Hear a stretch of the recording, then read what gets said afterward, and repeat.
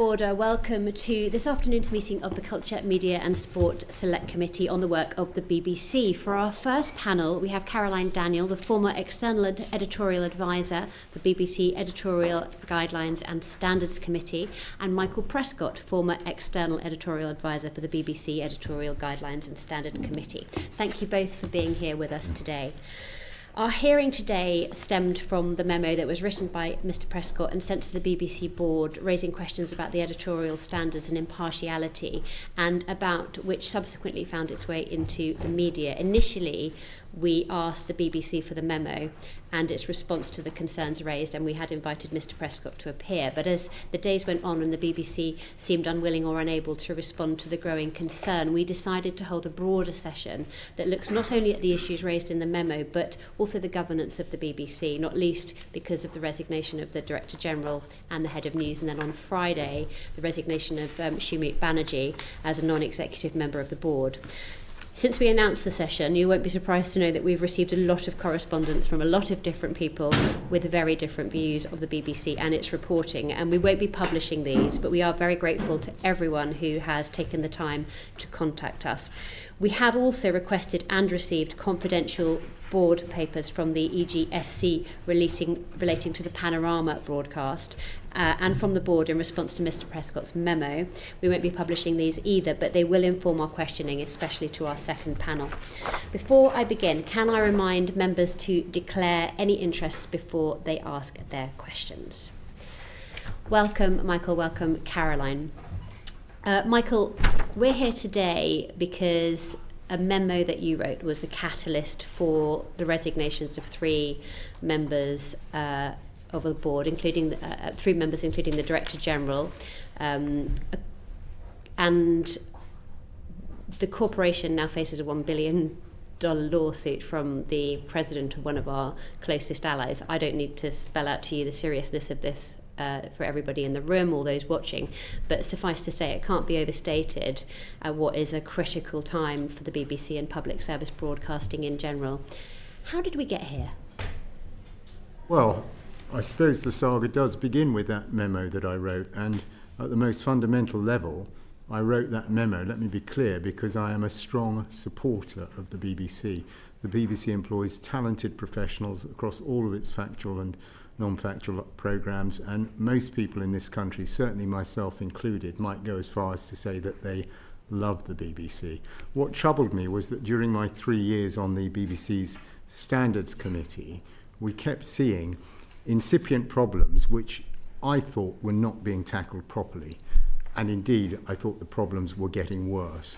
And what was especially troubling about this was that it was all happening just at the time when the BBC faces this fabulous once-in-a-lifetime opportunity, because in the era of fake news, the BBC really can become the go-to provider of news for the entire world. I think that's something that could happen. I would like it to happen, but it can only happen successfully if the BBC, I think, does a better job addressing these incipient and growing problems of the type that the Standards Committee kept identifying. And that's why I tried to alert the BBC board to what was going on, and indeed thereafter sent the memo on to Ofcom and DCMS. There was no ideology at play here, no party politics.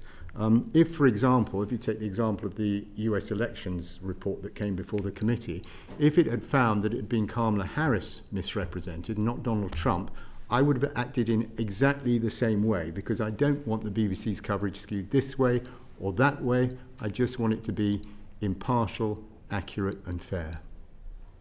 So were you surprised that your memo about BBC editorial standards led to the resignation of the head of BBC News and then the Director General? I was, because I never envisaged events playing out in the way they did. I was hoping that the concerns I had could and would be addressed privately. In the first instance, that was why I wrote to the board. For reasons I can go into if you wish. It became pretty clear to me the board was not taking stuff as seriously as I'd hoped and assumed it would. So I then sent the memo on to Ofcom and DCMS. Now, I'm very clear, and members of this committee, you're experts in this stuff, you'll know this, that the Ofcom and DCMS have very limited powers over the BBC, and quite rightly so, because the BBC is independent. But nevertheless, what I had hoped was that someone senior, be it at DCMS or be it from Ofcom, might have a classic quiet word with the high-ups at the BBC saying, you are taking this with adequate seriousness, are you? And indeed, we now know, since the leak, that I think Michael Grade at Ofcom has said he was planning to, or I hope I'm not misrecalling this, I think he said he was planning to have some kind of discussion with the BBC. So I was hoping this could all be sorted out fairly quietly. As it happens, I think it was 6 days after I sent the memo on to Ofcom DCMS, there it was in the Telegraph. And that then led to this whole sequence of events, including the resignations you mentioned, resignations which I take absolutely no pleasure in. And in his resignation statement, Tim Davie described the BBC as a critical ingredient of healthy society and that we should champion it, not weaponise it. Who do you think he was aiming that comment at? Yeah, I saw that, and look, obviously you'd have to ask Tim Davie himself, but my suspicion is that that last bit of his remark was targeted at big C Conservatives who were piling in after this appeared in the Telegraph. So the whole chain of events was not ideal from my point of view, not least because the fact that it was the big C Conservatives. By the way, I don't want to be rude, okay? Anyone who saw that memo and its contents and took it seriously and had concerns, including big C Conservatives, I'm glad. I don't want people to think I'm getting at one party rather than the other. But it is a matter of fact that because you had these big C Conservatives coming out welcoming it, I think some people came to jump to the conclusion there's some sort of ideological exercise going on here. But from my point of view, there really wasn't. I don't want the BBC leaning this way or that way. I just want it straight and impartial and fair. In her resignation statement, Deborah Turner said that the recent allegations that the BBC News is institutionally biased are wrong. Do you think the BBC is institutionally biased? No, I don't, and I'm sure someone's going to correct me pretty quickly if I'm wrong, but I just reread the memo yet again outside the door here. I don't think I used that phrase anywhere in the memo, and I do not think it's institutionally biased. Let's be very clear. Tons of stuff the BBC does is world-class, both factual programming and non-factual programming. I was a political correspondent at the Daily Mirror, Sunday Times, other places for 14 years. I think the standard of BBC Westminster is exemplary. And that's why I keep saying these were incipient problems. We were finding the odd problem here, the odd problem there. And the crucial thing was, when I say odd problem here and there, every single thing we spotted, as per my memo, seemed to me to have systemic causes. And the root of my disagreement and slight concern even today is that the BBC was not, and I hope they will change, but will they, treating these as having systemic causes. There's real work that needs to be done at the BBC. Do you think that the failings that you highlighted were serious enough to require the resignation of the DG and the head of news? Not if they had a plan to get on top of things and treat these things as systemic problems.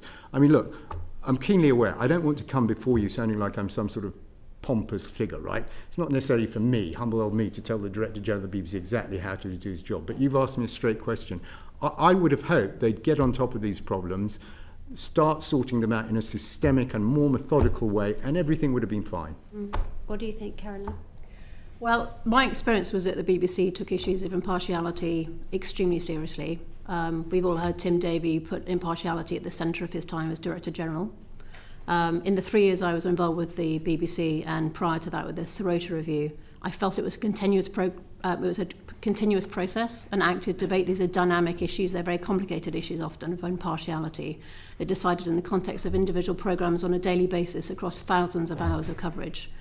So there was a healthy debate. I mean, you've heard from Michael, we can, in the EGSC, it was a healthy debate and often a very robust debate about some of these issues. But in my view, was the BBC willing to have a proper conversation, debate, and actually take action? In my view, yes, they were. Thank you. Thanks. Before we get into the a little more about the issues arising in the memo, can we talk a little bit about the role of the Editorial Guidelines and Standards Committee? You're here obviously as external advisors to it. Can you just talk about the purpose of it, how you each of you were recruited and appointed to it? Yeah, do you want to go first, Caroline? I can go first if you like, Jeff. So I got involved with the BBC first of all via the Nick Sirota Review. I'd spent 20 years in journalism, most of it at the Financial Times, but also at the New Statesman and the Economist magazine. The BBC really matters to me. As an institution, I think it's extremely important, and as Michael said, particularly in the era of AI, when I spend a lot of time on AI, when 52% of the internet is supposed to be generative AI generated, I think it's an extraordinarily important institution to get this right. I worked on the next Rota review for about 6 months. It was a significant review. And then when the opportunity came up to become an editorial advisor to the committee, I was very keen to help enforce what we'd found in the Rota review. There are multiple recommendations in the Rota review, which I can walk through, but at a high level, one did include having broader editorial advisors on the committee. And that's what led to us being appointed. Part of that was led by Ofcom, who wanted to expand the range of editorial opinion available to the BBC. The second thing which came out of the Rota review, which was a key part of our implementation and actually the day-to-day work in the committee, was the introduction of new thematic reviews. These are really significant pieces of work. They took many months of work. They were usually hundreds of interviews behind them, and they were very comprehensive reviews of impartiality and BBC coverage. So we looked at immigration, for example, on the committee. They looked at the role of coverage of the economy. These were very important pieces of work, and I think they are comprehensive and extremely detailed. And they are ongoing. Alongside that, there were independent reviews of programmes, there was monitoring of impartiality, there were new guidelines initiated in terms of training. So if I that's a quick sketch, there are many other, I think we had 39 recommendations from this Rota review in the end that we were involved in implementing on behalf of the committee. So a lot of the work in the first 2 years was very much implementing the Rota review and the outcomes. It's a fantastic run-through by Caroline. I'm not sure, is there any bit of your question you think is unaddressed that I can actually add value with? Well, I suppose, am I right to read into what Caroline said then, that you're looking, in terms of these thematic reviews, you're not just looking at things that have gone wrong, the committee, you're looking at future challenges, proactive kind of looking ahead? Yeah, I'll just jump in on that first. So one of the key tasks of the committee is future editorial risks. So, Michael's account gives a personal view of what was of issues on the committee for him. One of the issues I was particularly interested in, and really important obviously, is the role of AI. And is the BBC embracing AI, thinking about it appropriately? And in an era of fake news, it's even more important. So we did have reviews of looking at the role of AI at the BBC. When I left the BBC in the role, one of the issues I spoke to Chris Saul about was how far are we making sure the committee continues to have enough time for really deep dives into future editorial risks.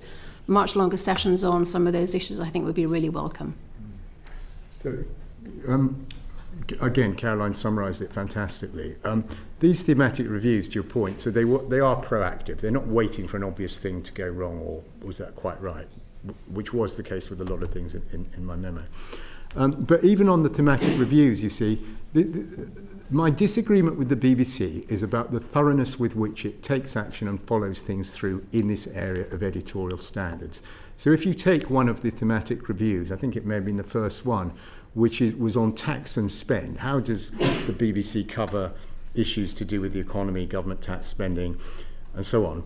And there are a number of recommendations from that. One of them being, for example, that it should become routine that if someone is on a News Current Affairs show and says we need more money spent on X, then they should be challenged, well, that's fine, what's the trade-off? Do you want tax to go up, whatever?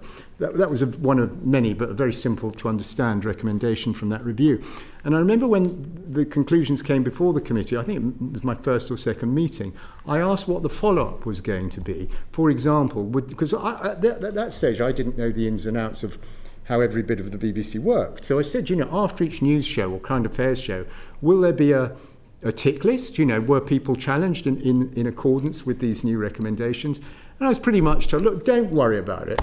Everyone knows this report. Everyone in the BBC's read it. Everyone takes it very seriously. Now, one way and another, because partly because of my long, years ago as a journalist for 20 years, I know all sorts of people in the BBC, from a junior sub-editor I worked with in the 1980s to very senior people. Not one person I spoke to had read the report. Very few were aware of it.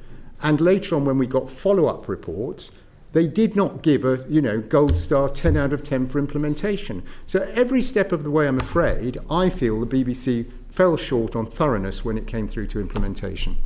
And to what extent is that the fault of the committee? You talked about there are systemic causes and systemic problems. Is that where do they lie? I think, I'm afraid to say this, ultimately with management. The Standards Committee has got independent advisors, Caroline, myself. It's got non-executive members. I do give credit to the management, by the way, and this may sound a trivial point. I was always impressed with it. These would be meetings that would go on 2-3 hours. The Director General, Head of News, Deputy Director of News always made time, fully attended, paid full attention. But to your question, I don't think it was the committee that was at fault. I think there's simply something... The BBC, I just think, had a bit of a blind spot when it came to following through as methodically as I appreciate I'm only one individual, but as I thought they should. Is that the fault of individuals, though? You talked about systemic, but it sounds like you're putting the blame on individuals for not following through. Well, I don't know whether it's a management culture thing or an excess of faith in how things will be implemented down at programme editor level. But to get to the answer to that, that's exactly the kind of thing I'd like them to look into, by the way. I mean, you're almost borderline now talking about these systemic faults that I'm so obsessed about. I think they needed to look at why the implementation was not better. Thanks, Jeff. Can I just ask Caroline? Michael writes in his memo that he found Jonathan Munro and Deborah Turnus quite defensive when issues were raised. Did you? I think the BBC is the most scrutinised media organisation in the country. From my experience at the Financial Times, it was a very different level of public scrutiny. It's scrutinised obviously by this committee, by members of the public, by editorial complaints, by its audience. And obviously there are many ways to make a complaint to the BBC. But in my experience, are there times when they're necessarily defensive on some issues in that context? Yes. But as a broad sort of characterisation, I would say I did not find the BBC to be defensive. I found the BBC to be actively engaged in discussions about how to improve issues of partiality on very complicated subjects. And this is a live, dynamic debate when the context changes all the time. It's very hard. It's not one and done. This is obviously a live debate. I think there can be differences of opinion about whether the BBC went far enough on some of the issues that were raised in the committee. And some of the issues that were raised were significant issues. But actually what's important is that the BBC were raising them themselves. They were coming up via the EGSC commissioning research from David Grossman to help facilitate that robust debate and that review of impartiality. And in terms of the EGSC, I'm keen to sort of get a little bit of a flick. I mean, in effect, you guys had this unique opportunity to be almost a fly on the wall of how this committee is working as independent advisors to it. So you could just give us a flavour, how were decisions reached? Would you say that there was a degree of camaraderie and common purpose when it came to the pursuit of impartiality and journalistic integrity on the EGSC? I'm happy to answer that first. Yeah. I found it to be an active debate in the committee. I mean, you'll hear from Robbie and your next panel. He's robust in how he expresses his opinion and wants the BBC to do well. So I found there were a lot of issues that we covered in the committee. I mean, Michael's given an account of some of the issues, but actually most of the committee was involved in looking at things like editorial complaints, monitoring impartiality across the BBC, looking at reviews of the BBC, thinking ahead about issues that were coming up. There was a broad range of issues that we debated on the committee, so it wasn't always a contested space, but there were areas of the committee when there were significant issues to be discussed. And obviously you've seen some of the research from David Grossman, which is in Michael's report, and of course that led to an important discussion. But I would say each time the executive team would come back and then debate those issues with us. And ultimately, we were both advisors to the committee, and it was obviously for the committee itself, which were the 4 board members, to sort of work out what significant action should be taken next. What you've just said, it sounds like some of the committee members were more vocal than others, or more dominant in the conversation. I wouldn't agree. I think it was a very open committee. People could say what they thought. And the EGSC has been politicised in the way that it came to some of these decisions. In this morning's Guardian, it suggests that all members came from a certain political viewpoint. Is that your experience? I wouldn't be my characterisation of how the committee worked now. And I endorse everything Caroline says. Most of it was great. They were very respectful, open discussions. I think I'd have to check this. Most of the decisions that were taken were unanimous. So, I know there's some people saying this is a weird tick list that Prescott's come up with in his memo. But my memo simply quotes extensively internal BBC reports. I think maybe with 1 or 1.5 exceptions. They were all commissioned by the full committee. There was an awful lot of consensus. The one area, I hope I don't end up being a broken record, but the one area where there was not consensus was particularly those reports by David Grossman, fabulous, very professional ex-Newsnight reporter. The reports he was coming through with, so many of them quoted in my memo, there was not unanimity in how to respond to those. Clearly, you can see it in the memo. But other than that, I would totally endorse what Caroline says. And there was no one member of that committee that was more dominant than the other? No. I don't think so. Anyway, that's never my impression. Okay, thank you. Thank you, Chair. Mr. Prescott, you've just said that the BBC is not institutionally biased. What is your bias, if you have one? Well, it's always a tough job, isn't it, spotting your own biases? When you read about these centrist dads, I think I'm a centrist dad. That would probably cover it. Actually, you know what? To that question, there are a lot of people. I know you folks haven't gone here so far, but there's been a lot of stuff in some of the papers about Robbie Gibb, and the chair was asking, was one personality more dominant than another? You're asking about my preferences. I am no ideological soulmate of Robbie Gibb, for example. I'm a centrist dad.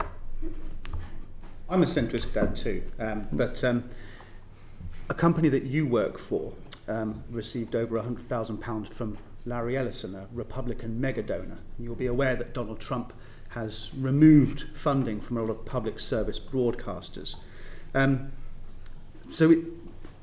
Is it true that you actually want the BBC to be impartial? Yes. Based on those affiliations? It's totally true. Yes, of course it is. You said there's some real work to be done at the BBC. Along what lines? Do you think any of that work should be done at the boardroom level? I think it's a job for the executive, overseen by bodies like the board and the Standards Committee. And if I give you an example, it might help explain what I mean. One of my sadnesses was that when this thing did leak into the public domain, that so much focus, I do understand why, but so much of the focus went on to Trump panorama, okay?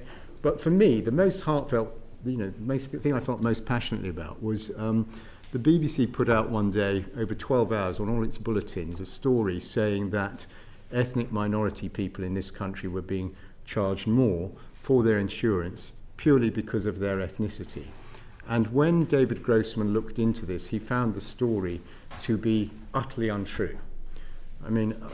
So it was a dreadful thing to have put out, particularly given, it's wrong. It must have been deeply upsetting for many people out there, particularly ethnic minority people who heard that story all day long. Anyway, it was untrue. So you just have to ask yourself, okay, how could the BBC get this so wrong? Who had the idea of doing this story? Who conceived of it? Who did the initial research? Who did the initial reporting? Who wrote the script? Which editors cleared it across the whole of the BBC all day? A completely untrue report. There were multiple levels of editorial failure. Now, we never got a good accounting for that at the Standards Committee, and I would have expected, with a better culture when it came to these things, a complete look at every single failure and ideas for correction. I said many times at the committee meetings that things would come up, many of them in my memo, and I said, to me, this makes me worry about recruitment, about training, about professional standards, about the systems, about the processes. The BBC, I know in the chairman's memo, he tries to say, all this stuff is old. We dealt with it all. Well, to me, what I was frequently seeing was that the BBC's idea of dealing with something was to change the editors around, tweak the written guidelines. But there was never, it seemed to me, any willingness, and take the story I've mentioned, to look into exactly what went wrong there and whether there were deep implications. And of course, since the memo came out, you've had people like Mark Irwin, very respected, a former BBC correspondent, He's done a piece on Substack, I don't know if you've read it, it's worth reading, where he seems to sort of, he's not criticising my memo, far from it, but he says he thinks that there are issues like this in the BBC and there are deep cultural forces at play here. So there's a lot for them to look at. You mentioned the memo a few times. You also told us that you'd sent it to Ofcom, DCMS, and you'd had that meeting with the BBC. 2 weeks later, the Telegraph had that memo, and they said that it was circulating around government departments. Do you have any idea how that memo got to those other departments or the Daily Telegraph? No, absolutely not. All that I know is what I've stated. Did you share that memo with anybody else beyond the BBC board? Absolutely and those not. committees? Oh, well, sorry, Ofcom and DCMS, but beyond that, no. So somewhere there's a leak. Any idea where that might be? The case. No, I have no idea. Thank you, Chair. Did you work with anyone else when you prepared your memo? No, it's all my own work. Natasha. Thanks very much for coming in today. So, Caroline, you mentioned the sorority review and talked about the depth of work that was involved in that. I just wanted to pick up on a couple of points. The review did find a culture of defensiveness at the BBC, especially around admitting mistakes, as the Chair sort of mentioned, and that was in 2021. Have things improved? I think they have improved. I think we can point to things like Tim Davie on Glastonbury. I think that was a speedy apology, and rightly so. I think there are probably many other examples of where the BBC has apologised in the last few years. But I would say I think the real issue is the culture of the BBC in terms of the level of attention paid to these issues.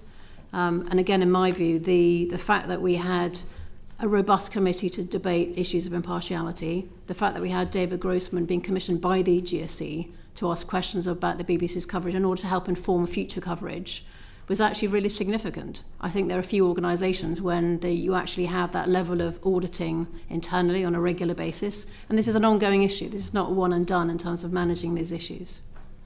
You kind of mentioned Tim Davies' sort of robust and very quick response to Glastonbury. Do you have any ideas as to why the kind of robust and quick response didn't come this time round? I wasn't involved in the issues with the board, so I'm afraid I wasn't privy to discussions, and I didn't know that Michael had sent the report until I read about it in the newspaper. Why there was a bit more of a delay over sort of a robust and response to my memo had leaked? Yeah. No, I'm sorry, I don't. I only know what, same as you, what I was reading in the newspapers. Sorry. Fair enough. And then just on the sorority review again. So, how has this changed the working practice and culture practically at the BBC? We keep coming back to this thing of culture and transparency. Well, how has it actually changed anything? I'll give a few examples. So, first of all, there are internal programme reviews which were reported on to the EGSC. So if there were particular issues with the programme, that they all led internally, we were given a high-level view of whether the programme was performing well or not performing well and some of the outcomes of those reviews. That's frustrating and difficult for programme makers to have an additional level of insight in terms of what's happening, to be asked questions. I think that's important. The thematic reviews are significant pieces of work. I point to the immigration review. I think it was a substantial piece of work by Madeleine Sumption. And in fact, Madeleine continued to be involved with the BBC for another year, advising the BBC, going around the region, speaking about immigration, better ways to cover it, asking questions. It was a very thorough process of her and her team continuing to act on behalf of the BBC, give recommendations and advice, and being available as a resource on issues of immigration and how well to cover it, which is a challenging issue. So I would say, in terms of specific practical impacts, those are two good examples. I think a third is performance reviews. So again, we understood that impartiality was becoming a big issue in terms of being, frankly, played into how people were being judged in terms of being good editors of programmes. So again, it was an issue in terms of impartiality was embedded into sort of a new performance culture. Could there be improvements? Yes, and I have a few ideas on things which might continue to be improved, but I do think it had an impact. And they also had a lot of focus on training. Not surprisingly, you have lots of people coming in and out of the BBC. People who are outside the BBC also had to do the editorial training. So I think across a number of areas, I would say there was a systematic change in terms of what we were doing on the committee and what we were seeing. But how do we then kind of get in the position that we're in now, where Michael, you felt compelled to write your memo. Is there an issue around transparency at the BBC? Is there an issue with just being transparent and honest about when things go wrong?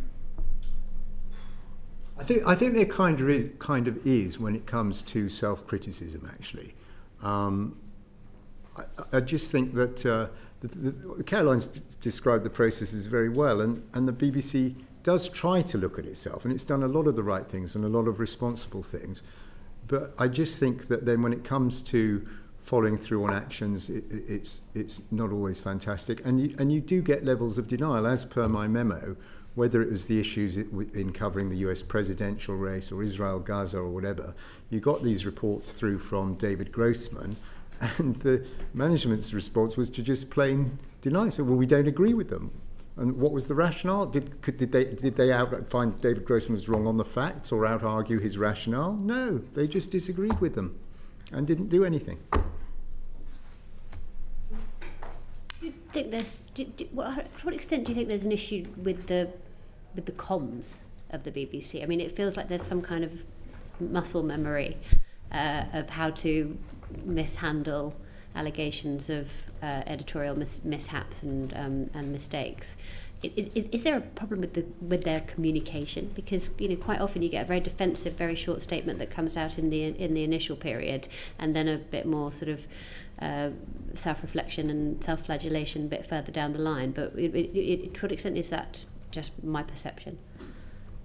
Well, it's a mighty big organisation, isn't it? And sometimes it is difficult to check out all the facts internally and make the most powerful statement that you can. I think it's more to do with what I suspect are some cultural forces at work in the BBC, and I think even as I sit here before you now, I just don't think the BBC's been very willing to look at things through that prism. You feel that there's a culture endemic in the BBC?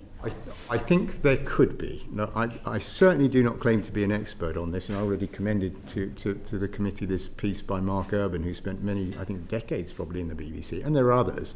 But the things we were seeing and the management reaction to some of the issues that I outline in my memo make me fear that could be a component of what is going wrong, and that's why at the start of this meeting I kept referring to incipient problems, right? I don't think this is catastrophic yet, but I do think that it seemed that things were getting worse. That was my honest perspective, and I think it's hopefully reflected there in the memo that you'll have read.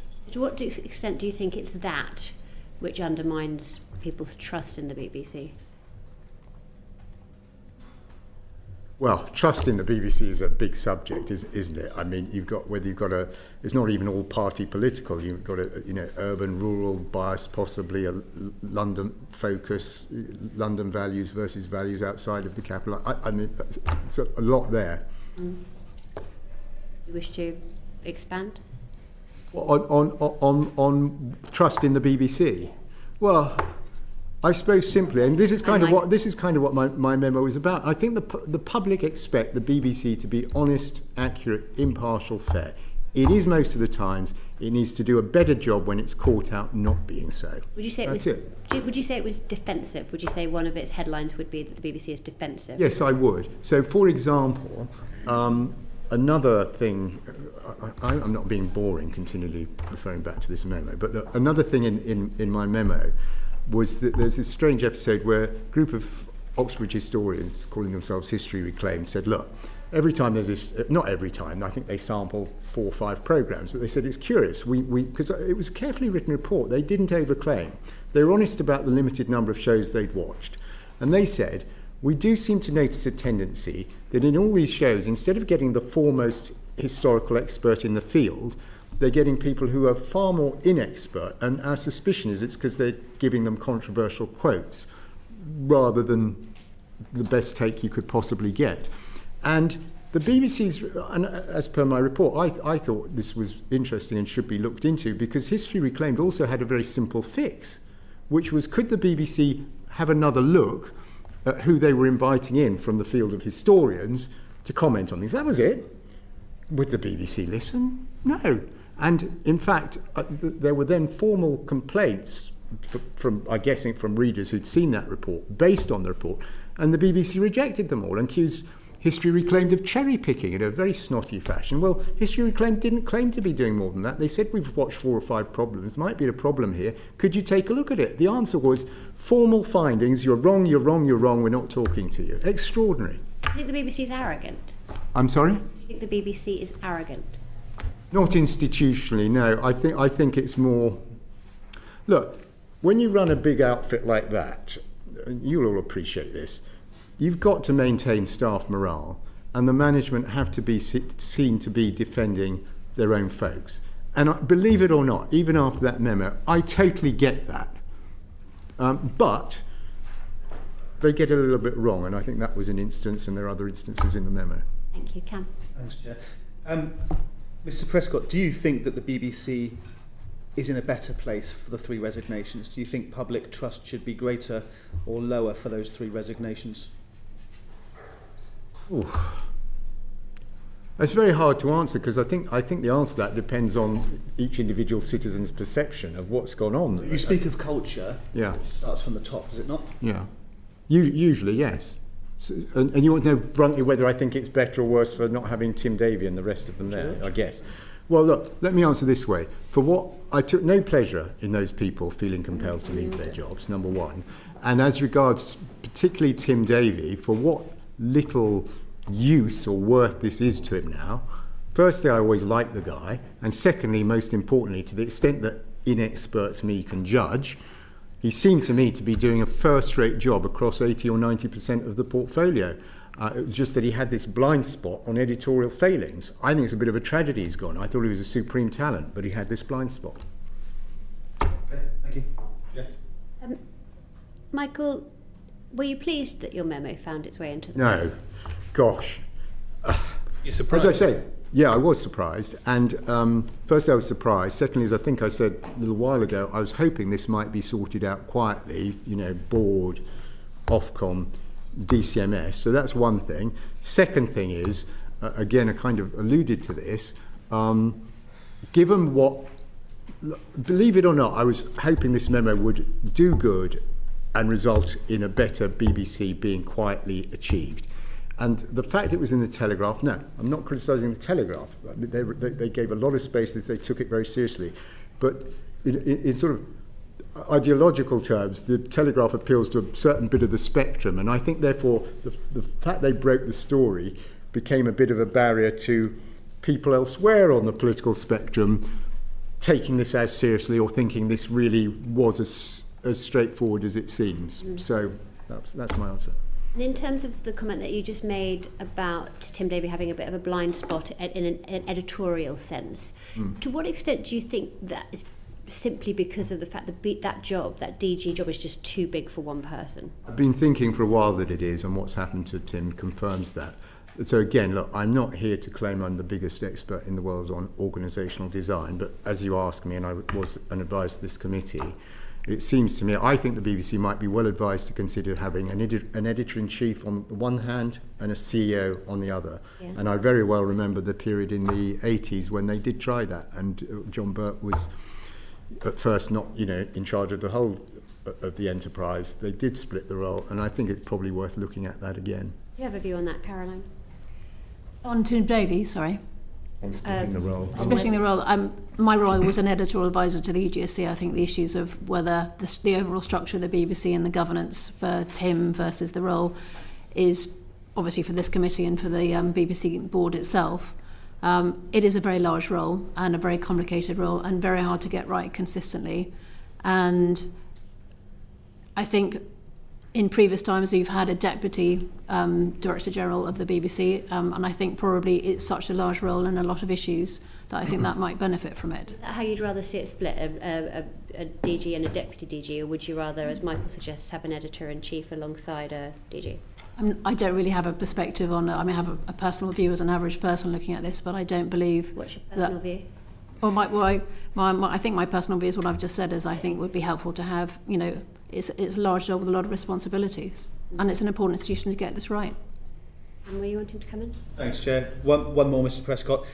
You spoke quite highly of Tim Davie. What was your relationship with, excuse if the mispronunciation that is oncoming, Shamit Banerjee? Did you have a relationship with him? How would you No, describe I him? don't know the individual, no. Okay. Thank you, Cam. Let's move on to Vicky, please.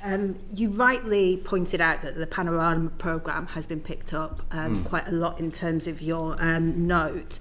And this was discussed at 2 meetings of the EGSC in January and May. Yeah. Why do you think that the EGSC failed to act satisfactorily at either meeting?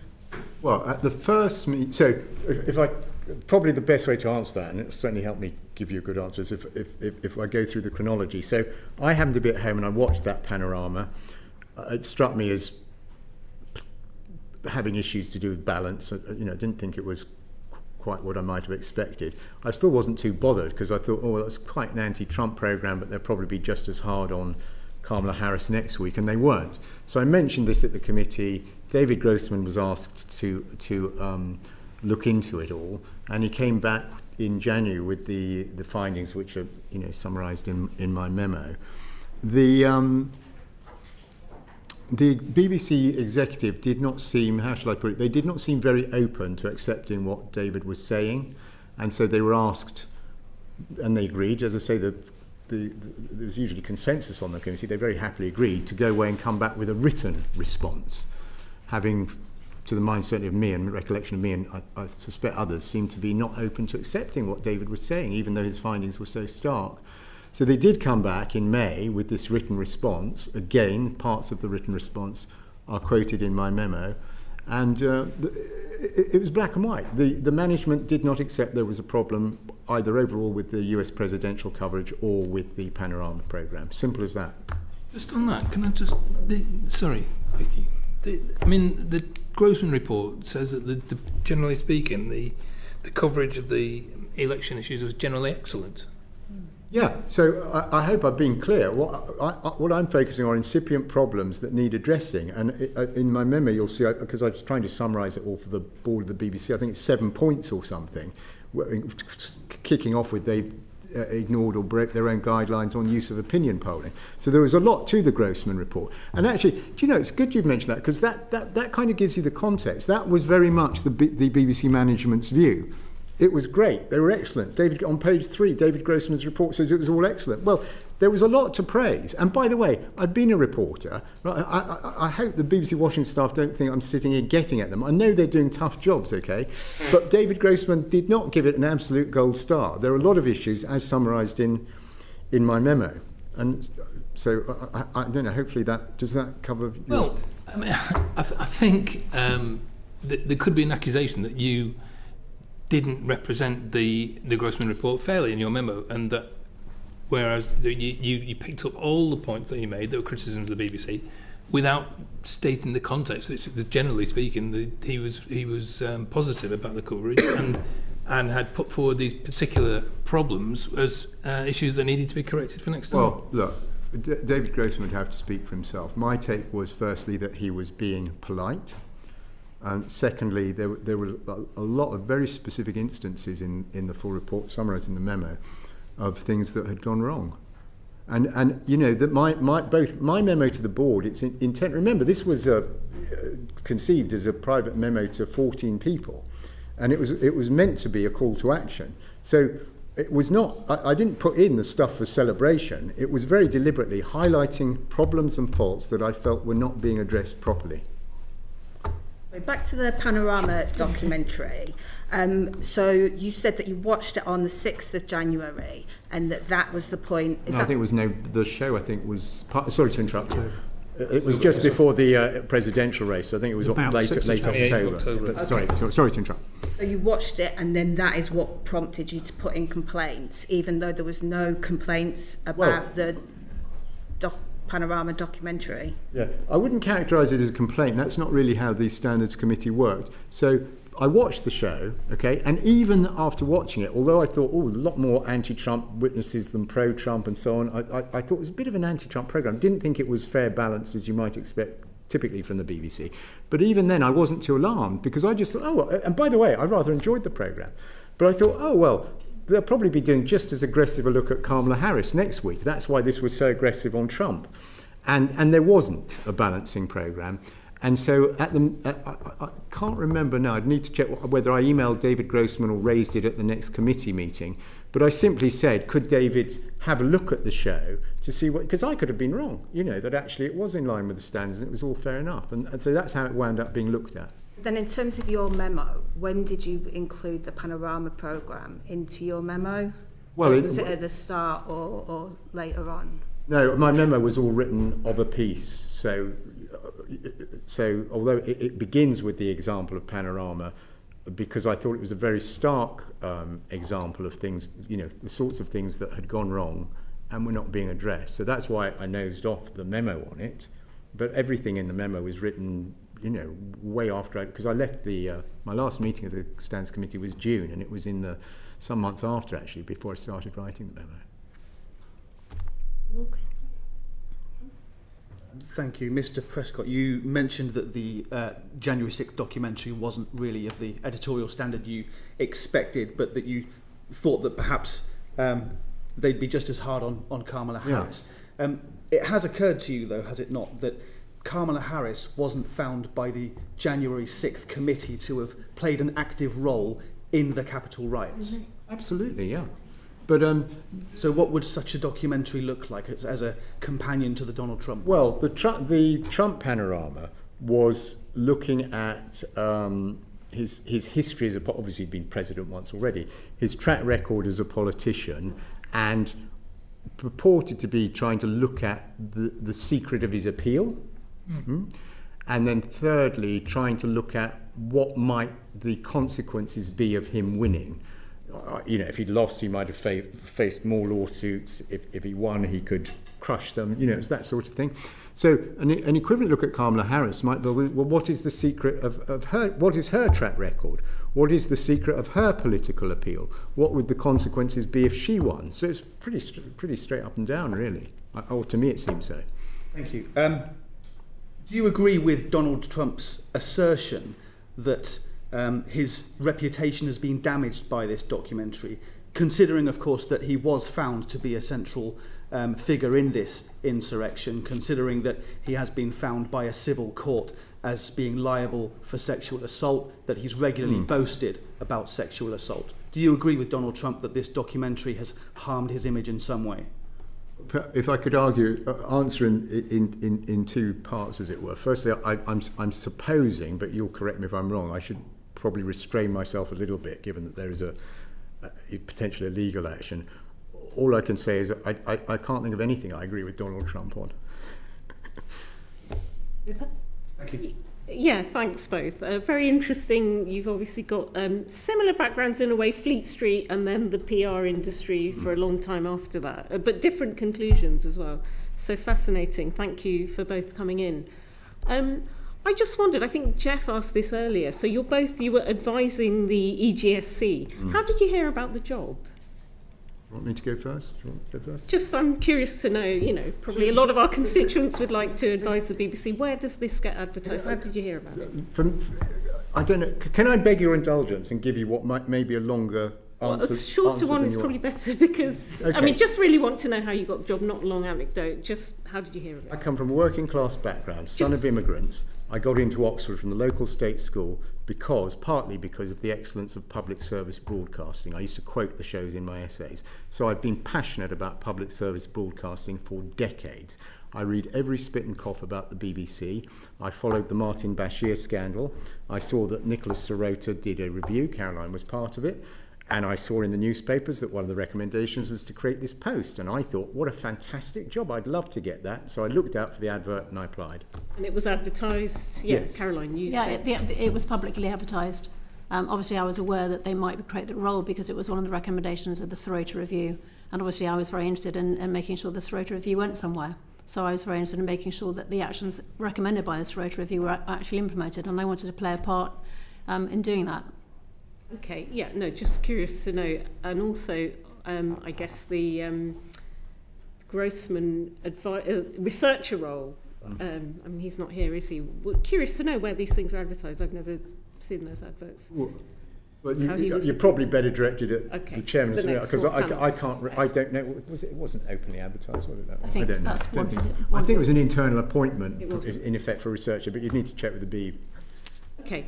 I mean, look, just you said to us, Michael, that I think you say in your memo as well that you've never been part of a political party. You're a centrist dad. You have no axe to grind.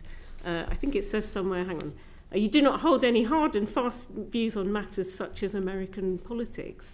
But, I mean, if you go through the memo, there are some quite interesting terms. Lawfare is one that's used by the MAGA generation. That's used as fact. And I think you critique the word reproductive rights, which is fairly common currency. You know, we talk about it in this parliament. So, I mean, it does feel, and you've said also that there should have been a programme equally aggressive towards Kamala Harris. I mean, isn't this a weird sort of equivalence? Because Trump had a term as president. He had been found guilty of incitement.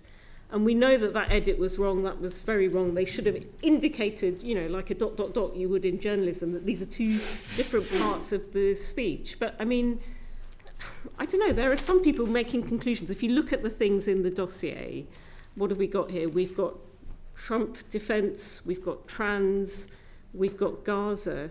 Are they not all from one sort of perspective, these comments?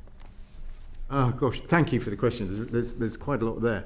On the selection of things that are in my memo and that David Grossman looked at, and you can check this with the BBC, I think there was only one that I suggested be looked at. So that menu that you're referring to and saying it was a curious selection, it was unanimous. Those topics for David to look at were unanimously agreed by the whole committee, so they're not mine. And when you mention, you know, quoting lawfare and reproductive rights, I think I'm right here that those are words that appeared in David Grossman's reports. There's a lot of misapprehension. I'm not saying this is a view, but out there online and so on, there's a lot of misapprehension out there. In a funny way, a lot of my memo wasn't written by me. It was me quoting David Grossman's internal BBC reports. And he mentions I think it was him who made the point about lawfare, and it wasn't meant to be a party political or ideological point. He was making a very simple point that in America, unlike Britain, if you get a prosecuting counsel, they may be carrying a party political strike, they may be a political appointee, and that was important for audience understanding of the full context of the onslaught on Trump. Reproductive rights was in his American election report, where he was making the point that if correspondents use those terms as common parlance, there's a danger that you alienate part of the viewership who don't use that language. But this was all stuff these were not my views. These were all, you know, me quoting from the internal BBC reports. Carolyn, isn't it the duty of all people on the board and the advisors to the board to represent all licence payers, and that's millions and millions of people? It just looks like these particular hobby horse culture war issues have been selected in one direction. I mean, surely your responsibility is to all licence fee payers. Mind if I and at the same time, you know, we hear at the same time you two served your term, there was a letter from 400 BBC employees. There are the all-staff meetings. There was one just the week before last. There has been a letter we've been circulated by 100 eminent BBC folk, including Dimblebees and whatnot. So those are very different to the selectively picked examples here that all seem to betray a political bias themselves. Yeah, I know. I've seen that point of view expressed online and so on. Matthew Parris, if you look at him, you're giving us articles in Sure. The Spectator. His view of the Trump documentary, which I watched last night, 12 seconds within a 70-minute show. It was wrong, it was a bad edit, but I'm sure there's loads in there Trump would have liked. The MAGA superfans showing their adoration for him. So this idea that there was a sort of ideological or party political skew to the work that was going on, I don't think it's actually entirely fair. And you've got to realise that when those reports were commissioned, we did not know what was going to come back. So if you take, for example, the BBC's coverage of US presidential elections, okay, when the committee asked David to look at this, he could have come back with a completely clean bill of health. It's possible. He largely did. Well, okay, hang on. It's possible I suppose, to conceive that he might have come back saying, you know what, we were a bit unfair on Kamala Harris because Trump is so bombastic and says such outrageous things. There's no equivalence there. Okay.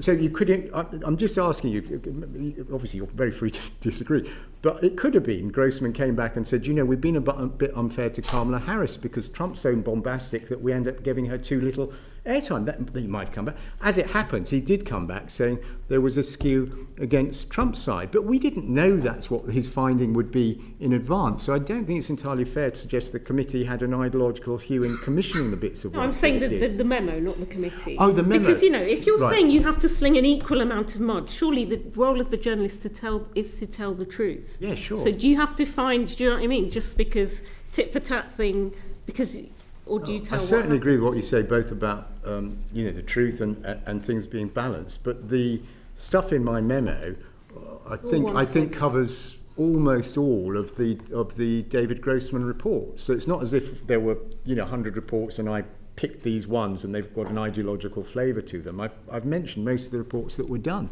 and they were commissioned by always commissioned by the whole committee. Sorry, Caroline. I was going to say that looking at the overall debate we had in the committee, it was a long report, 20 pages, looking at US election coverage as a whole. And the whole point is to look at, are there areas of concern, bias, inaccuracies that might become a systemic issue and that we have to address going forwards. My view of that particular report was, I'm not saying it was a complete clean bill of health. There were issues that I think the BBC had to address, issues about how are we reporting appropriately in terms of individuals who are being quoted. Is the balance of geography of where the BBC was based in America and their operations appropriate and representative of kind of American coverage? And in fact, they realised that they probably needed to do more to change the balance of their geography across the thing. But actually, what I took away from that report is that there was actually very good coverage of the US elections, powerful coverage. Yeah. And not quite perhaps the same, I have a difference of opinion about how important the concerns were around the US election coverage as a whole, and having read the David Grossman report. And I'm just thinking of this memo, which has had such an effect, within a very short space of time. I think our committee's writing a thing before we've even seen the contents of the report, and within a week, 2 big heads have rolled, another one since. And some of these points you've claimed history reclaimed. I mean, if you look into who these people are, again, they're Robert Toombs, he's a well-known Brexit person. They're all from a particular slant. So I just wonder if you're aware of your own biases in the examples you've chosen. For example, you say that you should not state that the Trump election was stolen, that was baseless. Do you think that the idea that the Trump election was stolen was baseless? No, I absolutely do not. I don't remember that bit of the memo. Also, page 3, it says something like it was a Democrat majority committee. Oh, that he was found guilty of incitement. That's right. I mean, our committee is a majority Labour committee. We have a Conservative chair. Are you saying we're illegitimate? No, of course. Oh, God, absolutely not. I'm a great respecter of Parliament and the traditions of Parliament. I spent 15 years as a correspondent here. Sorry, that bit that you're quoting, I've now got it. That was when the executive defended Panorama and was trying to argue there was no problem with the video splicing. One member of management prayed in aid the prosecution of Trump and the committee finding that you referred to. That's the only reference in there. But I do come back to this thing though. I'll deal with history reclaimed, because I suppose that was something I raised. It never led to a Grossman report, by the way. That was just one of my bugbears. It's in my.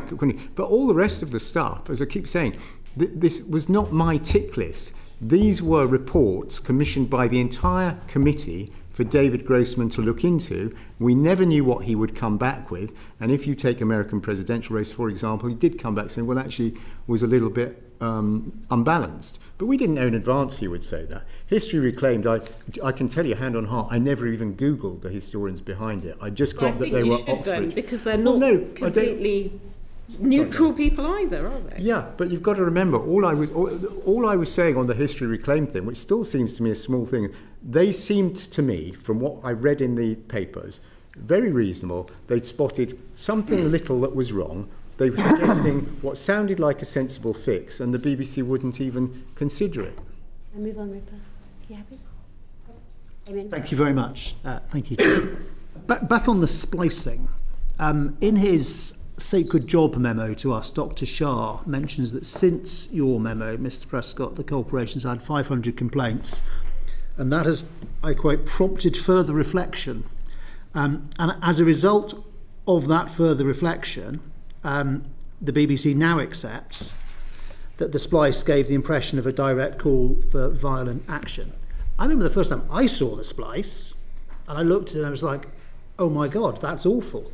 And then I checked a transcript of the speech itself, and that confirmed it. Were you surprised that it took the BBC multiple iterations and multiple months to work out something as straightforward as that splice was that misleading? Yes, in a word. I mean, this was, in the memo I talk about my great frustration and how I'm writing to the board because of this frustration, and that was a very easy to understand example, that we had a BBC management that would defend and stand by that video edit, which is exactly what was going on, and that's why I was one of the reasons I was in despair, but it's possibly the purest example. Do you think the corporation has what you might call a bigger truth problem? That there's a bigger truth that the vast majority of BBC output is good, therefore it's less important when something is misleading? Or indeed on the specific episode of Panorama, there was a bigger truth that the programme was trying to get across about that day and Capitol Hill and the character of President Trump, and therefore it didn't matter so much that this thing was spliced in a way that specific impression was clearly so misleading. Well, I think the truth is we still don't know what went on within the Panorama production team, whether it was some weird kind of accident or someone working under pressure. We just don't know. But as regards the wider BBC, I mean, I've had people I know and don't know texting me, emailing me and so on, who are clearly appalled by that. So I don't think it's a bigger problem. It was just this curious management blind spot. But obviously it wasn't just a management blind spot. I mean, lots of people must have had a blind spot. I mean, starting with the person who did it, then whoever was editing it, a producer, presumably somebody straight away. I mean, obviously it didn't get the most massive audience because people in general didn't spot it, but many people must have seen it. Then your committee saw it. Then it went up to the board. A lot of people apparently had a blind spot. This is one of the most curious things about the whole saga, actually. So I watched the programme, as I said. I certainly didn't spot that the video had been spliced. I had no idea. And I doubt... It was a very good splice job. It's interesting. It's interesting if you did, but I suspect... No, I didn't. It was an extremely good splice job. Okay, so where you couldn't see the scene. That's the point. And you didn't realise it had happened. And when I asked for the Panorama to be looked into, it was for reasons other than the video splicing. I thought there were other issues with it. But when the report came back, it just so... Because David Grossman, ex-Newsnight, very respected, proper, fabulous BBC correspondent, he'd also done time covering the US presidential election. So it was one of those weird coincidences that the person who was asked by the Standards Committee to go and do a deep dive into the Panorama, was steeped in this material because he'd been out there covering it.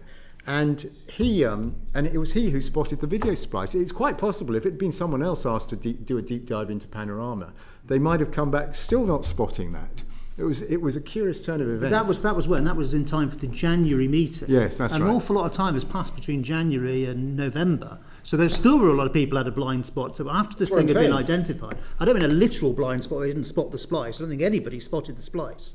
But having been brought to people's attention, a lot of people apparently overlooked it until, as Dr. Shah says, having had 500 complaints after your memo, there's been a period of reflection.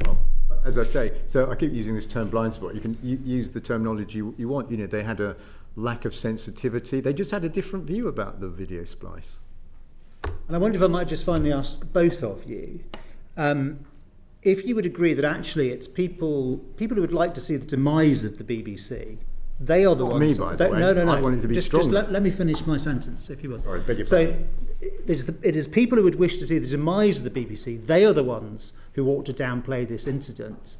And people who love the BBC and think the BBC has a more important role than ever in the information meltdown and mosh pit and misinformation, disinformation. They are the ones who will say that when an incident like this comes along, it must be taken with the absolute utmost seriousness. Yeah, that sounds a very sensible point to me. I mean, people who love and support the BBC, we want the BBC to be at its best, and that's what this whole thing's been about.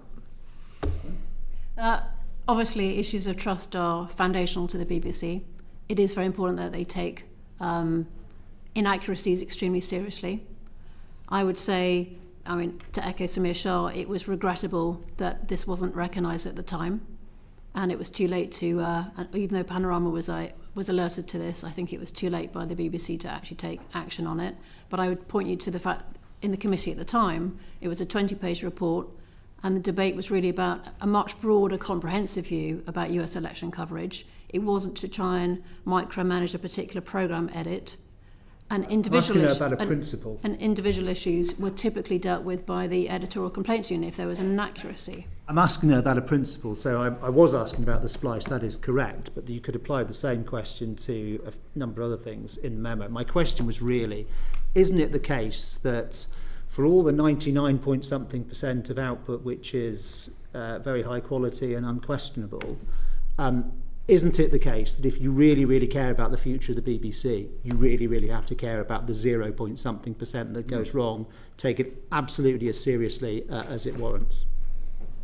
I agree with you. I think it is important, but I personally think that the BBC did take issues of impartiality and accuracy incredibly seriously. It's the reason that they're one of the most trusted news brands in the world. Misinformation meltdown mosh pit. Cam. Thank you, Chair.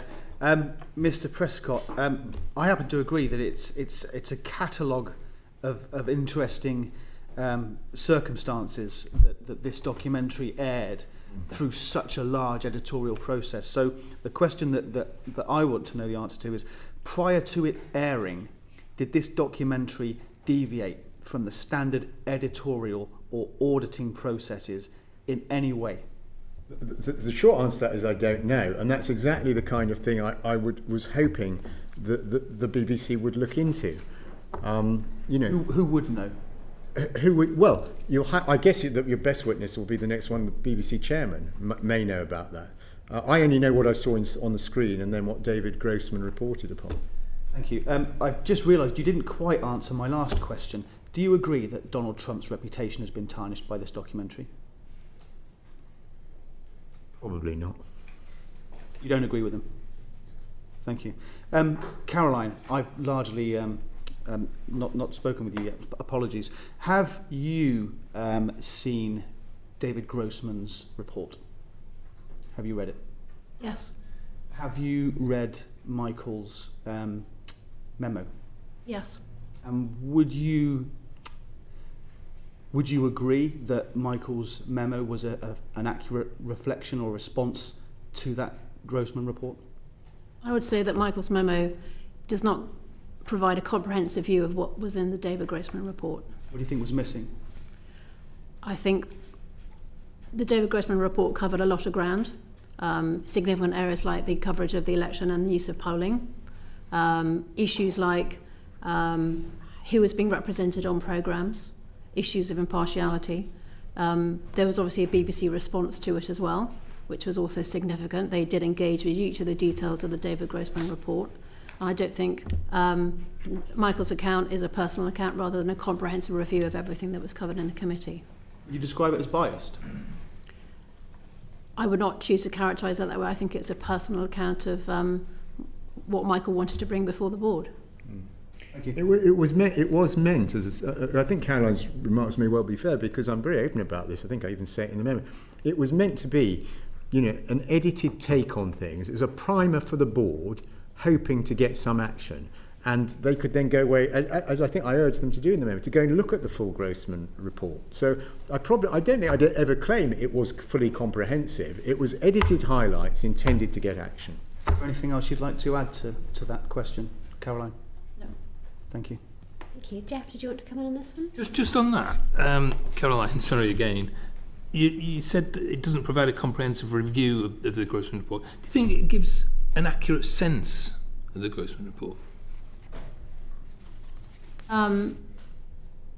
As I say, I repeat what I've just said. I think Michael's view was not designed to be a comprehensive view of everything in the David Grossman report. I think when you read the David Grossman report in full, it's a broader reflection of the debate that the committee had about issues and anticipating issues in terms of both existing coverage, was there something we should be looking at more closely, and are there actions that the BBC should be taking. My interpretation, my personal interpretation, was that the BBC engaged with this, the executive team responded, actions were taken.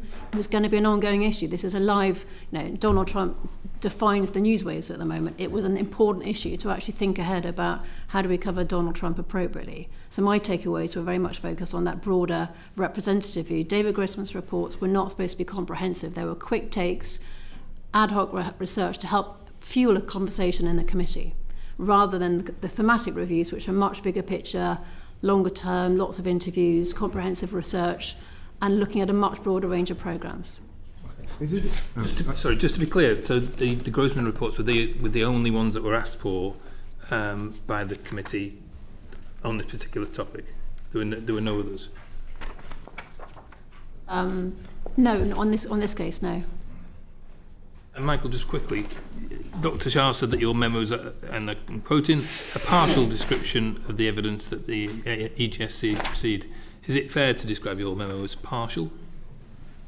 My memo is partial. I don't really think so. As I say, it was edited highlights intended to get action. So whether you want to call it partial or not, it was impartial. Well, there was nothing that would mislead the audience in it. I think it was a reasonable edit of all the areas concerned that arose out of the Grossman reports. In that sense, you could, I suppose it'd be fair on the American one, for example, say it's unbalanced, because I didn't mention where David Grossman praised the coverage. I only mentioned where there were problems. But I don't mean to sound arrogant. I don't really apologise for that. I mean, it was 19 pages as it was, for one thing. And if you do read the full Grossman report, I don't know whether you're getting hold of it or not, into the American election coverage, see what you make of it. But my plea, you see, is fine, wherever the BBC earns a gold star, that's great. But that doesn't mean they shouldn't take the problem seriously. So I think the first thing there was they broke their own guidelines on how to use opinion polls. Well, what was done about that after? How did that problem occur? And what's being done about that to prevent an accidental reoccurrence? Answer, we do not know. I think that, would you agree though that they have acknowledged that was an issue? I'm just looking at a quote saying that was the one significant exception to our usually excellent record of reporting polling. So that particular problem with that particular poll was acknowledged. Yeah, but this goes to my one remaining worry. But I should have said, by the way, I really welcome the BBC chairman's letter to you, where he says he's going to go through everything in my memo point by point, which is in a way all I wanted. The one worry I still have is, will the BBC do that, treating every issue there as if it is a systemic problem until they can prove that it's not? So the issue there about the opinion polling, they say they've responded to it and acknowledged it. Okay, but were there systems that went wrong? If it was one single human error on one night, fine. But if not, there's a bigger problem. What's gone wrong here? They need to get under the bonnet and start fiddling around with the spanner of it. How do they demonstrate that they fix those systemic problems? Well, for starters, whoever takes the place of Caroline and myself on the Standards Committee, hopefully they can persuade them that they've been doing a more thorough job. And if there was to be wider scrutiny, I mean, it's for BBC as an institution to figure that out. And of course, you as the Select Committee have an oversight role. Thank you very much. Bye. Thank you, Chair. Michael, you mentioned sort of primer for the board. A comment you just made earlier in terms of sort of like your communication, and you started off earlier when you said that you was a strong supporter in your formative years, how important the BBC was, and I think that many people in this room, myself included, sort of BBC is sort of very important in terms of our sort of education as well. Yeah. So, did you foresee the damage your memo would cause? Absolutely not, because it was. Remember, Sorry, but just beg your pardon. no. I paused. That's why you came in. My apologies. But what I would say to you is, did you not see an opportunity, or did you not see a scenario where that memo would be wider circulated? No, it went. As I say, it went to 14 members of the BBC board, and then senior people at Ofcom, DCMS, who. As I said, BBC is independent, but they have some role in terms of dialogue with the BBC. So, no. And also, I look back, what was I to do? I could have done nothing, but you can hopefully tell from the memo the level of my concern, and I wanted someone somewhere to start doing something. No, I understand that, but it's obviously been, in some cases you can argue it's possibly being weaponised, and you spoke about people on the political spectrums sort of grasping that and trying to sort of damage the BBC, so to speak. So I'm just surprised you're surprised we've got to this point. Well, on the weaponised thing, this is a personal view, but whether people at the BBC think this stuff's been weaponised or not, surely that's a secondary issue. There are very specific things that have been going wrong, detailed in the Grossman reports, detailed in my memo. Now the BBC, they say they're going to look at them one by one. Hopefully they'll treat them as systemic problems, in which case the BBC will end up stronger. And I want it stronger so it can conquer the globe. So this, where you're coming from, which is, surely you realise there was a risk of damage. Even as I sit here now, my hope and my genuine belief is the BBC is going to end up stronger because of all this stuff. And it'd be great. They can reach billions on this planet with their news and current affairs, given that we're in the era of fake news, if they get this stuff right. Caroline, what's your view about what I asked Michael in terms of how this has impacted the organisation? It's obviously been an extremely challenging time for the BBC. It's on the spotlight on issues of impartiality, which in my view the BBC was actively engaging with on a regular basis. As I point out, the fact that the committee was extremely robust, discussions were had, research was commissioned on a regular basis, and it was challenging research. I think that's a really healthy organisation and a very healthy debate. Thank you. There was a term about sort of systemic and processes, about possibly the BBC not listening, the editorial team not listening, and you gave some examples. And one of the examples was about the insurance, about that sort of misrepresentation and that ethnic minority sort of penalty. Yeah. With regards to that sort of insurance story, the BBC sort of acknowledged it was wrong and published a correction in 2024-25 in their annual report, and it's that an example of the EGSC working as intended. Well, there's a complaints process, as you know, that occurs quite separately from the Standards Committee. Any member of the public can complain, and it's dealt with by certain machinery. The Standards Committee keeps an eye on that and see what they think of it.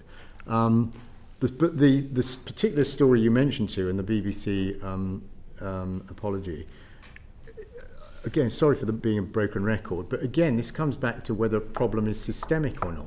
How did they get that so wrong? There were multiple levels of failure there, and I know of nowhere, it certainly didn't come before the Standards Committee, that the BBC treated it as such and looked into every stage of failure and what they could learn from what went wrong.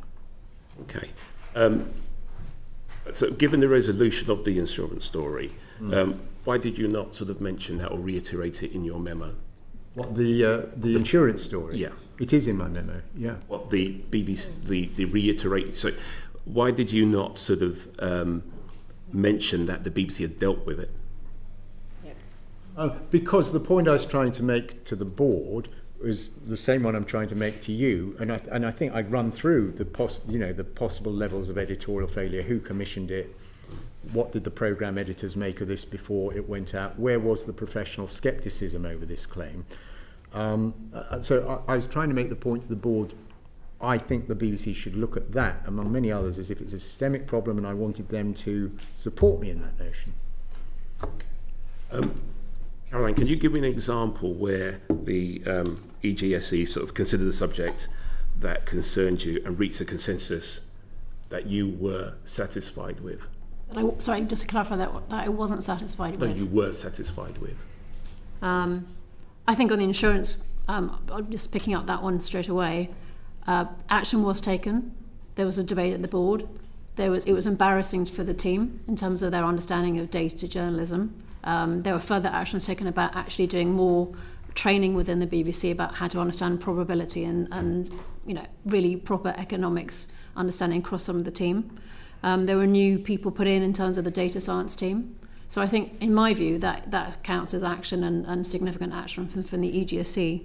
If it hadn't come up in the EGSC, it probably would have come up via the editorial complaints unit if there had been concerns, which obviously is another part. It's another part of our monitoring. It's not just this committee, but the editorial complaints unit also has a significant role in looking in issues of inaccuracy. I think another example I can bring up is we looked at the role of BBC Verify. And the sort of issues of misinformation at the BBC, and are there issues in terms of complaints coming in that actually show that we should be concerned about whether reporters were falling for fake news? In my view, I think we should be spending a lot of time on those issues, and going forward, if I had one piece of advice for Chris Hall, it's actually that you have longer, deeper dives into some of these really big existential issues for the BBC's journalism, and it really matters to get that right. So we can, particularly in an era when trust is incredibly important, and when the internet is becoming a source of massive scale misinformation. So in my view, I think the BBC engaged that on the last 3 years. We did have conversations about that. I like to see the BBC having even more focus on that going forwards, and a wider frame of views and more deeper dives on issues like that. Okay, thank you. Michael, last question. Any other examples where you feel that the committee operated by consensus? In a funny way, in my mind, it probably operated by consensus on almost everything, the exception being, and of course it's the glaring, that's why we're all here, the exception being management's response to some of the David Grossman's more critical findings, where there wasn't a consensus. The management went one way. There were some members of the committee who remained unhappy with it, and you can clearly see I remained unhappy with it. Thank you. Thanks, Bio. Sorry, just very, very quickly.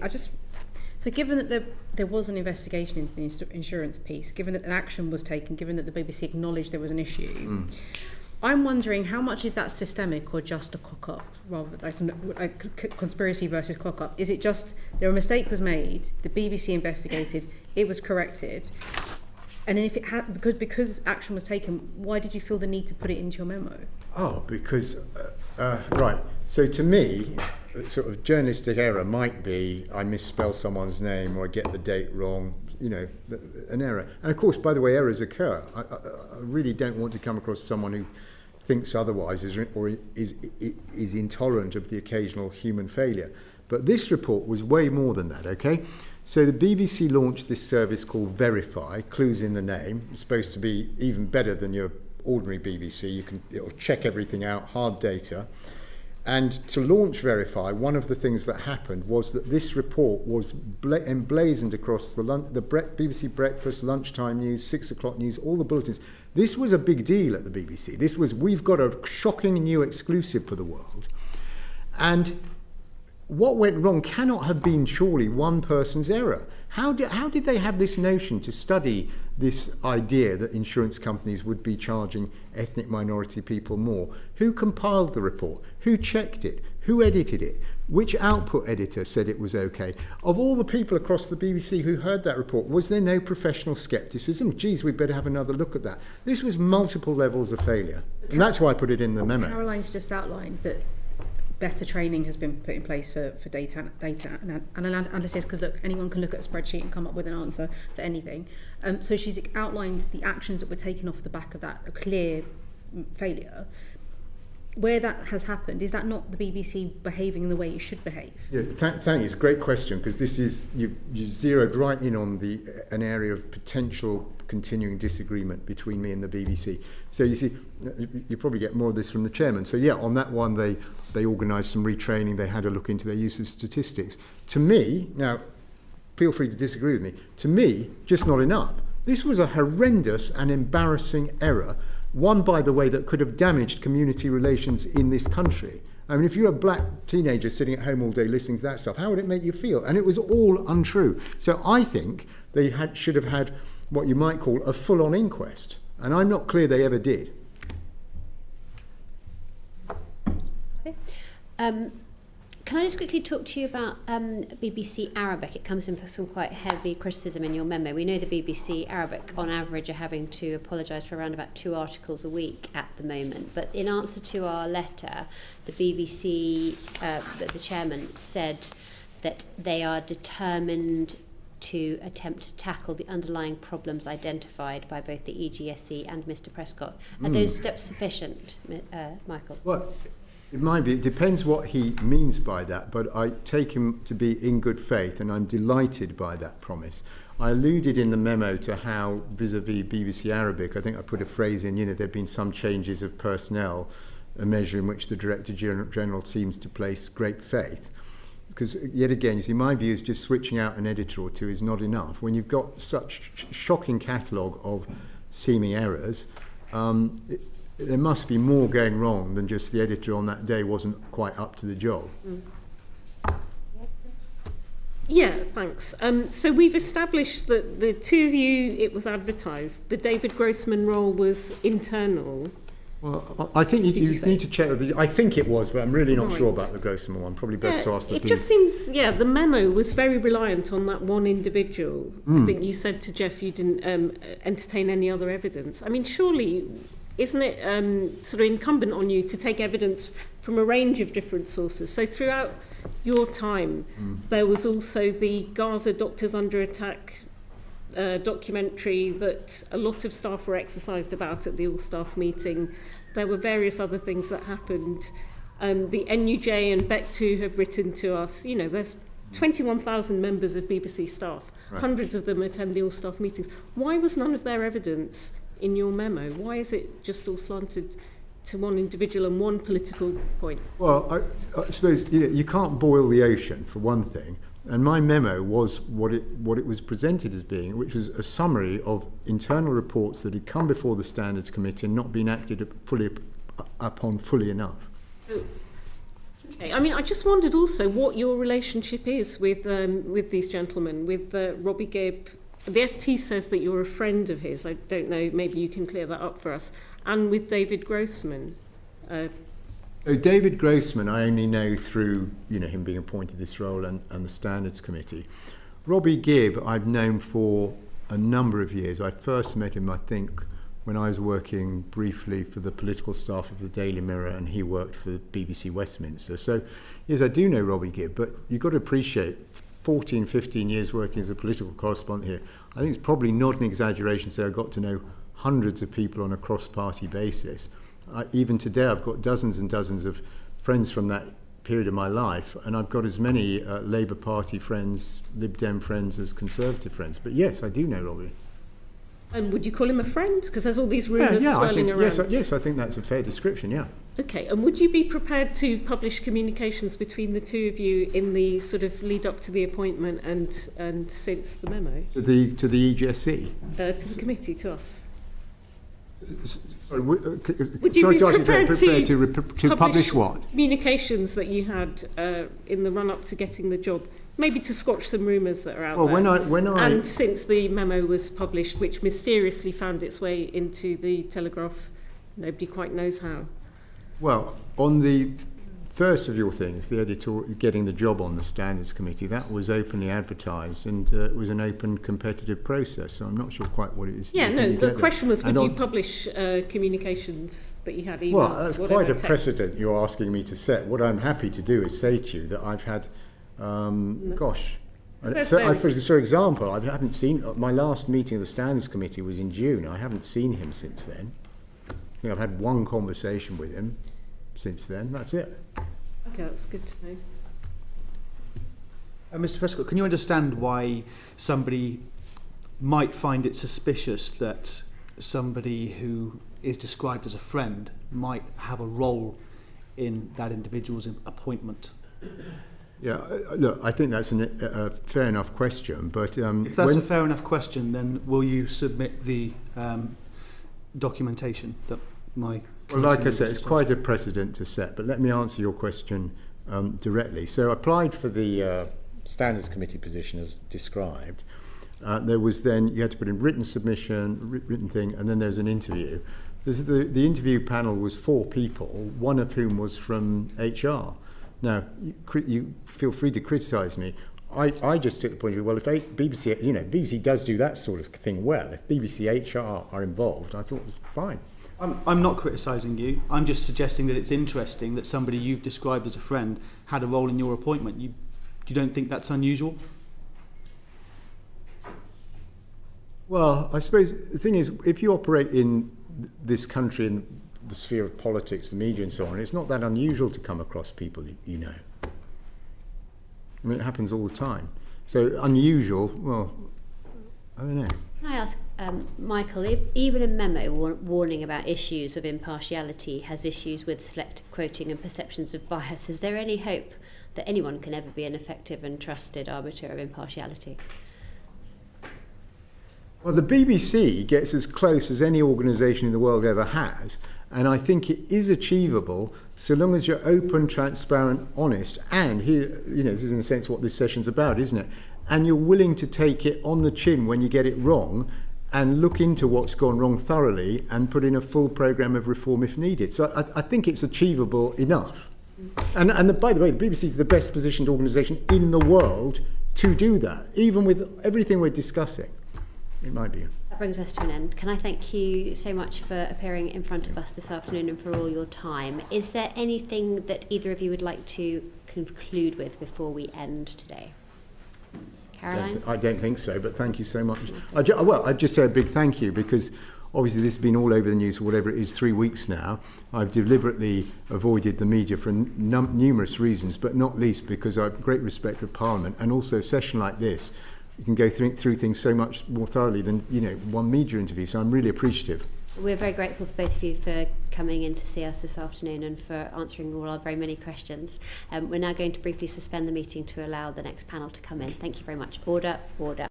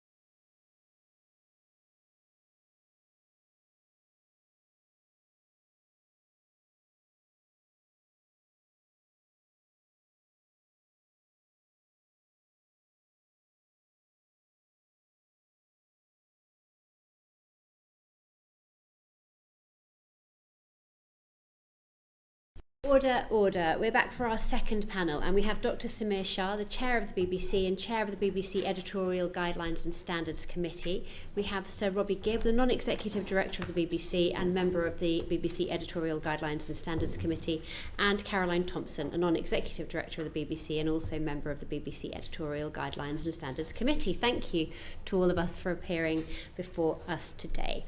You have probably seen the first panel, so I won't repeat my introduction to the session today, but suffice to say, Dr. Shah, you're once again in front of us at a point where the BBC is said to be in crisis and where the board appears to be in crisis too. Now, you'll probably recall when this committee first met you, we were a little bit frustrated that you seemed unable to take a definitive stance on anything, and we wanted you to give us strong, unequivocal answers. So I want us to make sure that we start off on the right foot today.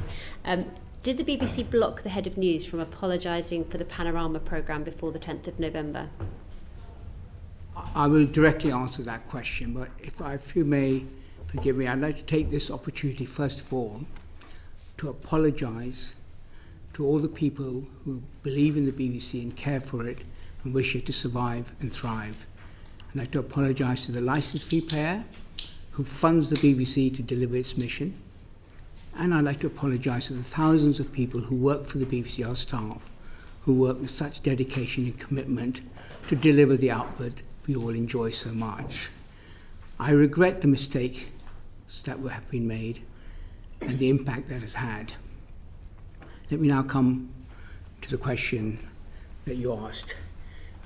Just, if I may ask you, just repeat it for me so I can answer it directly. Did you block the head? Did you and the rest of the BBC board block the head of news from apologising for the Panorama programme on the 10th of November? You go back to the week in which the story broke in the Telegraph, and you wrote to me, and I was writing the answer to you. I heard that the news wanted to apologise for the splicing of the edit with a white spark. I thought that was a necessary thing to do, but wasn't sufficient, because the fundamental issue here was the sequencing of the edit and the placing of the Proud Boys march. I think the real issue here was the impression left that the President Trump in his 6th of January speech had called to violent action, and what we had to apologise for was that, as well as the splicing of the edit. It's my view that editing interviews is a normal journalistic practice. So that in itself is not what the problem was. The problem was the impression that it led, that it was an impression that President Trump had called for direct violent action, and that wasn't the case, and that is what I thought needed to be apologised for. So the answer to your question is, I didn't think it was adequate. I thought it was necessary but not sufficient. If you felt that that was the case, then why was there no apology when David Grossman first brought that to your attention? You mean in the EGS meetings from January and May? Mm. I think that's a very fair question, and I'm looking back, I think we should have made the decision earlier, I think in May, as it happens. In January, you've heard earlier that the report came about, which was about, the context was how well, as we do, constantly review our own coverage, how we did, what went well, what didn't go well, and we examined how we covered the US elections as a general point. And the report came back, as you've said, that the coverage was on the whole excellent, but there were some real issues there. We're invited, and there was at that meeting also coverage of the Arabic service, which we may come back to. I invited, which is normal, for news to give me a formal response to that research. That response came in May. When that response came, one thing I'd like to make clear is that this was a constructive discussion that took place at the EGS. Some very important observations were made in that report, which the executives took on. For me, one of the most interesting ones was the recognition about the story selection idea, and I have a letter in front of me, the news report, you've got it, which said the BBC infrastructure is heavily resourced in the democratic areas, and we need to move into other parts of the US to get a better sense of opinion within it. And that is an action that's going to be taken, and there's going to be movement of which our resources tap into not just the democratic heartlands where we have got, in a way, over too many resources that we need to move it out. I give that example simply to tell you all that this wasn't a discussion where you had a defensive news response to some very serious issues. So that was it. When it came to the panorama edit, there was a difference of opinion across the board. And looking back, I think it would have been better for us to pursue it then. I completely accept that. And as we go into my own understanding of how we got here, it seems to me, along with the editorial and the governance, which are important issues which we'll unpack, I think there is an issue about how quickly we respond, the speed of our response. Why do we not do it quickly enough? Why do we take so much time? And this was another illustration of that. We should have, as a collective, we should have pursued it to the end and got to the bottom of it and not wait, as we did, till it became public discourse.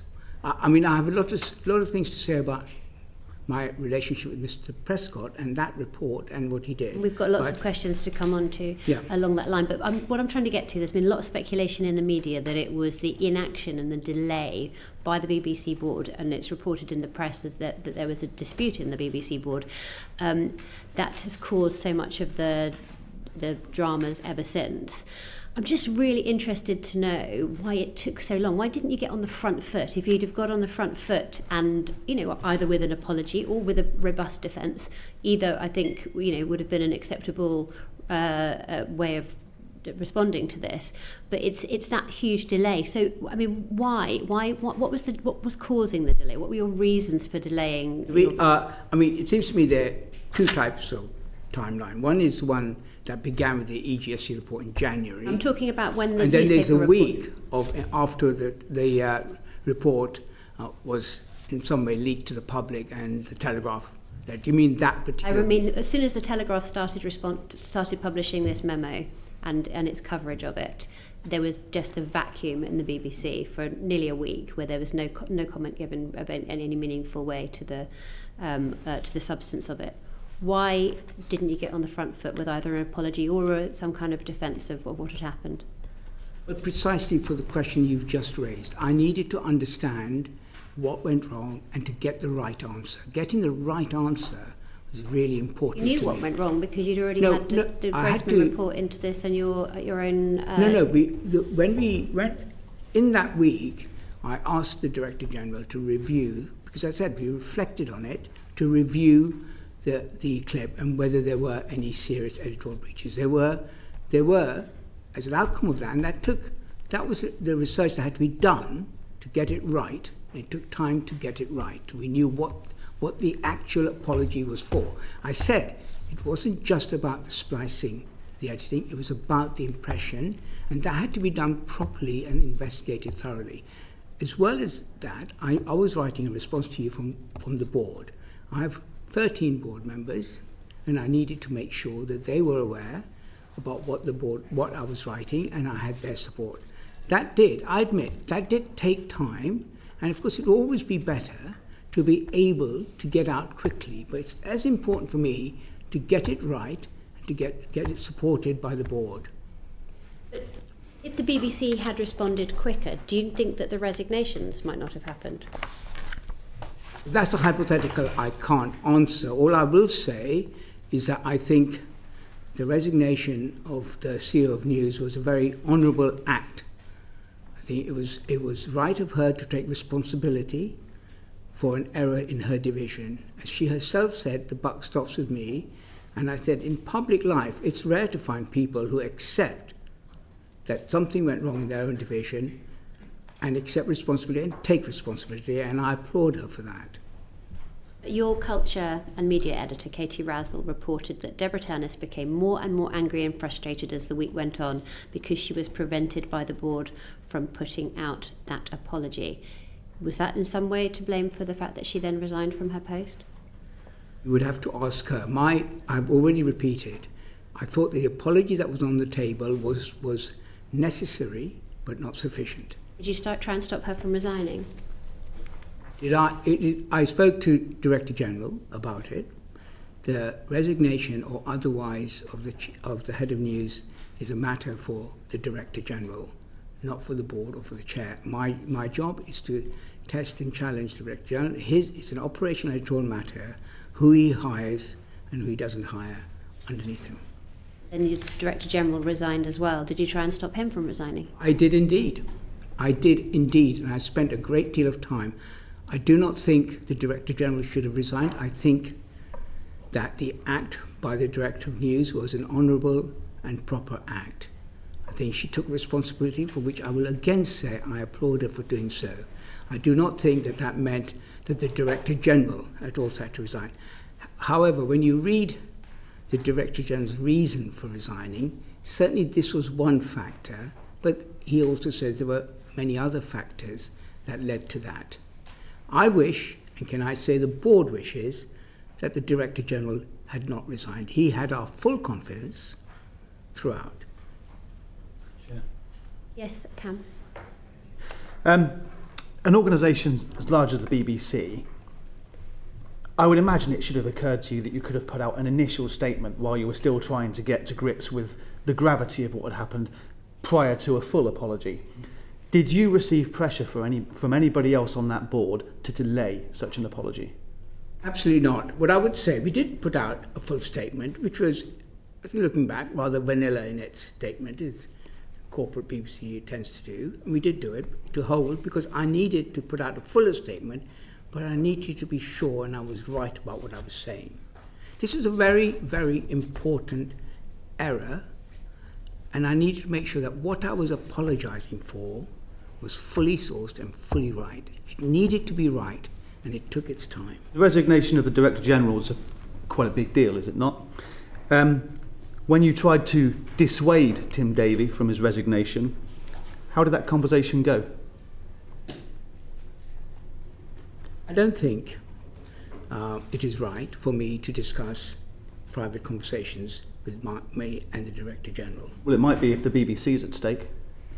Well, I think confidential statements, conversations need to remain confidential. But let me answer your question. I know Tim, and I've got to know Tim very well over the last 18 months. He is an outstanding Director General. He is extraordinarily good. His energy, his dedication, his commitment to the BBC cannot be gainsaid. His commitment was broken. What? Well, as you know in his statement, he felt responsible as Editor-in-Chief for the error. My view was the responsibility was taken by the Chief of News, and that was proportionate. Thanks, Chair.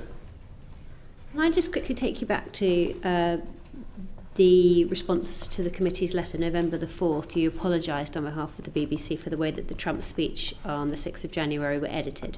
Your words were, the BBC does accept the way that the speech was edited did give the impression of a direct call for violent action. The BBC would like to apologise for that error of judgment. Dr. Shah, I've had a look at the BBC editorial guidelines, section 3.4.25 of the BBC's editorial policy.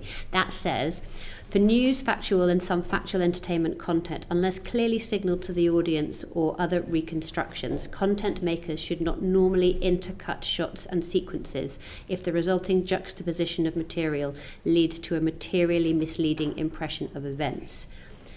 It seems quite clear to me that the way that both the Newsnight and Panorama edited this clip broke those BBC editorial guidelines. So what I'm just trying to get to grips with is why it took a year to apologise for this failing, despite the EGSC, which you chair, having concerns about this programme on 3 separate occasions, and why no action was taken despite the fact that there was a clear evidence of a breach of editorial guidelines. As I said, in the January meeting, that report came out. I then invited the news division to give me a formal response to it. That response took place in May, and we discussed it then, and there was a different set of opinions around it. There was a plausible case that this edit, because the point of the programme was to deliver to the British audience because it was about the supporters for President Trump and what they were learning. So there was a case for, as it were, the edit. This was discussed and debated, and there was a difference of opinion. I've already said we should have pursued it further at that time. And by pursuing it further, we should have investigated it in detail with the people responsible in the BBC to do that. You must remember, that is an operational matter and not a matter for, in governance terms, for the non-execs. But it is a matter which we could have pursued harder, is what I would say, and we should have done. Had we done so, then what you've just read out would have come out, and there would have been a formal response that this did breach that, and we would have then taken on. What was the tipping point that prompted your apology? Was it the 500 letters of complaint to the BBC? Was it the resignation of the Director General? Was it the memo? No, straight away. Wait a second. Yes. Or was it the threat of legal action from the President of the United States? I'm sorry, say that again. The last one? The threat of legal action from the President of the United States. What was the sort of tipping point in suddenly deciding that apology was forthcoming? The memo, the Director General going, the letters of complaint, or the threat of legal action from the President? As I wrote to you, when the memo entered public discourse, there were a lot of complaints about it. And we decided at that moment to reflect and review the decision. And that's when we came out with the outcome that, yes, it was a mistake. It was an error of judgment, and that's what I wrote to you, and then later on. Just to be clear, had this not have been covered by the memo and prompted all these letters of complaint, that would probably have never, it would never have come back, it would never have risen back to the surface of the EGS. It's worth noting that in when we discussed it, there had been no complaints to the BBC News about this. So there was no, if that had happened, we could have looked at it. As I said, again, there was a discussion at the board about this. And there was a debate, and because there had been no formal complaints, we let it rest. As you probably all know, very soon after that, I was uncomfortable with that outcome and that result, and I initiated. It wasn't the only reason. I had a number of things over the time I've been chair, which I worried about the workings of this committee, whether it was properly defined, whether the relationship with the board, with the main board, was precise enough, with the terms of reference with the advisors, whether the composition was good. And I invited Chris Saul in June to look again at, long before this broke. I did think there were things to be done, and that process was underway. One of those things, and maybe Caroline will talk about it, one of those things was, what is the mechanic when at a board, at the committee, there's disagreement within it? How do we deal with that? How do we deal with that in such a way that we don't cross that line between governance and editorial? It's an important line we hold. But it does seem to me that this is thrown up there. As I said, one of the issues I have to face is, what were the governance failures here? What were the process failures? And one of them is that. And I think we do need to find a way, and Caroline is going to be looking into that.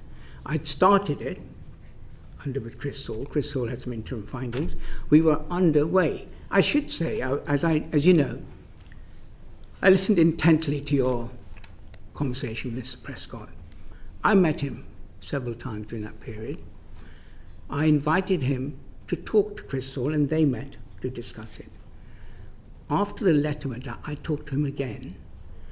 After we met the board, I talked to him, and I said, I would like you to be engaged in fixing what's wrong with the EGSC, how we can get it to a state where you would not have cause to write such a letter again. I did that. He seemed to rise to it. So perfect. So we were going to carry on. Don't think this committee should think I ignored Mr. Prescott. I did not. I think he raised some important questions we need to answer. I've already said I don't think it was a rounded picture of what actually happened in the EGSC, and I think you've heard from your other witness that, in fact, the executive took many actions, detailed actions. So it wasn't just a case of a report coming out and a defensive reaction. That just is not an accurate account of what happened. It was reported in the press quite a lot that the reason for the delay in the board responding to our letter and indeed sort of opining in any way on what had happened was because there was a big difference of opinion at board level. Is that true? In May? Do you mean? No, we're talking about recently in response to all the news that came out. You lost, two very key, very senior members of the BBC team, and then still we waited for you to say anything. At the board meeting in October, when we discussed the memo, we discussed it at length, and there was a certain repeating of what happened at the EGSC, but it was important we discussed it, and there was some differences of opinion. But we did agree on the next step at that meeting, and the next step was for me to go back to Mr. Prescott, discuss his email to the board, and invite him to be part of reviewing how the EGSC could work better, to which he agreed. And then, as we know, a few days later, it was all over the papers. Memo hit the papers, but that's not what I asked you. What I asked you is, there was this big delay between the newspapers covering this story and the board coming out with either a statement or a response to the letter that we wrote. And it's been reported in the press that the reason for that delay was because there was a big dispute within the board about how to respond. That there was, in some cases, people said chaos in the board. How true is that? It was neither chaos nor that. The delay was, you wrote to me on the Tuesday, I replied to you on the Monday. That was the deadline you gave me. During that time, I wanted to investigate it, what went wrong, and get it right, and I needed to make sure the board were with me. And we discussed this. I don't think there was any chaos or difficulty there. But I think, yes, if I could just add, because I was obviously part of some of those discussions, there was a continuing and sharp difference of opinion between certainly the chairman and me and some others on the board with the director of news about whether we were going to apologise just for the edit or whether the impact of the edit and indeed the positioning of the Proud Boys material had given a misleading impression. We felt that it had. And the news continued to maintain that actually the impression given, despite the edit, was correct because the gist of the speech by Trump had, for example, the use of the word fight 15 times and only talked about peace once. And they felt that the edit was justified, but it should have been a more transparent edit. We felt that the edit had led to a more profound problem. And indeed, your quotation of the editorial guidelines is absolutely right. We felt it violated them. Thank you. Natasha? Thanks so much for coming in today. So just to Sir Robbie, kind of what is your view? What, in your view, took the board so long to publish a response? I mean, there was definitely a difference of opinion, and it was properly outlined by Samir and Caroline. It all came down to whether, from my perspective, the point I was making, that there was a serious error, and simply having an identifiable edit and apologising for that would not be enough, because what mattered was what the meaning was. So on the one hand, you could argue that if you had a white flash that showed where the edit was, then that would be fine, and you apologise for not having the white flash. My view, and I think the editorial policy view, independent, is that if the meaning of the new constructed white flash edit followed by the Proud Boys gave the impression that it was a call to arms, it was a breach of editorial policy. That was my view. The discussions around that delayed the actual reply to this committee's letter, I was not involved in, but I was involved in the debate in the board, and this was the point I was making. Just sort of in response to the memo in general, so there wasn't much kind of said publicly in response to it. What kind of how did we get to the point where we weren't really kind of responding to the points that were raised publicly for quite a long time? You mean the response to the Michael Prescott's memo to the board? In total? Yes. Publicly, we didn't hear anything about it until the leak. So why was there such a delay and kind of like a robust response to it? Well, I suppose you would say the delay begins the moment it's leaked publicly. Let me make that separate from the response to the memo itself. When the memo came, and I spoke to Mr. Prescott about it, it went to the board. Accompanying that memo was a separate note which provided, in my view, a more rounded picture of all, which you heard in your early session, all the different issues that the EGSC have examined, and they also, may I say, the actions taken, including on some of the actions that Mr. Prescott appears to think no actions were taken, and that's simply not the case. We did take actions. Actions were you discussed at length the car insurance story. I find it interesting that was one that Mr. Prescott picked up. We didn't need the complaint. We ourselves, or the executives, may I say, discovered it, thought it was on, took it down within 6 days, and it featured as, I think, one of in the annual report as a serious editorial breach. I don't think you can actually argue the case that the executive did not do anything. I mean, that is just simply an unfair account of it. I think on many of the areas that he spoke in this letter, which, as you've all heard, was a partial account of what was actually done, all the various really important discussions we had in our thematic reviews about economy, about tax and spend, and about immigration and migration. Again, it's not the case that nobody in the BBC knows about this. Andrew Dilnott, who wrote the text, spent a long time after the report going around the newsroom explaining it. Madeleine Sumption did so. We are committed to learning the lessons. I mean, I was partly involved at the beginning on the migration one, so I know a bit about it. I know all the people I spoke to. And like all these reports, there are things that the BBC journalists do well, and there are things that can improve on. There were a number of recommendations. So I just think you mustn't get away with thinking that the EGSC is not a functioning committee that does take on board issues, dig deep into things, talks about more urgent matters, and the executive, on the whole, respond positively and constructively to it. I just want to come back to the memo and the kind of leaking. Yes. So, Robbie, were you aware that it was going to leak? Absolutely not, of course not. So when you worked on the Sirota report, has the term that came out of that consistently was the culture of defensiveness in the BBC.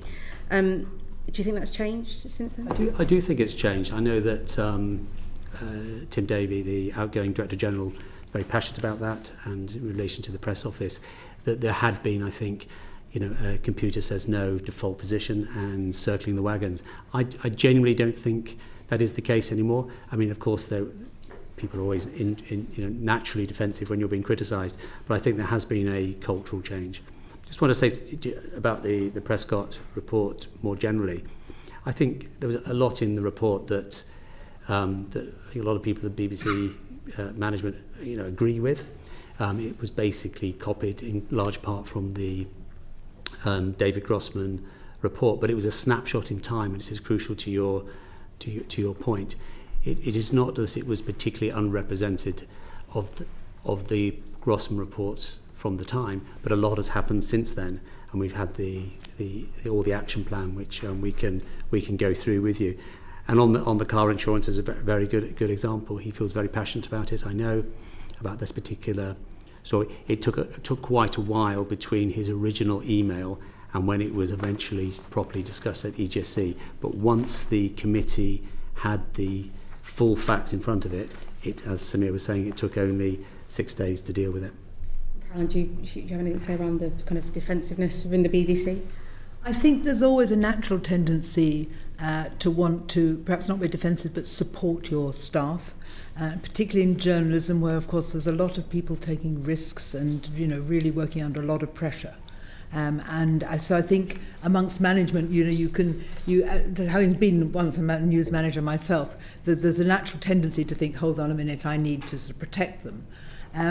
But actually the thing that strikes me, and as you may know, I've recently come back to the BBC as a non-exec, having been an executive before, but having had a 15-year gap, is the extraordinary seriousness with which the BBC continually investigates itself and questions itself and reviews its output with a view to getting higher standards. I think that's the thing. The lack of understanding of that, I think, is the thing that most concerns me, because actually there are endless debates about when can you call something genocide and when don't you, and how where did we get it right and where did we get it wrong, for example.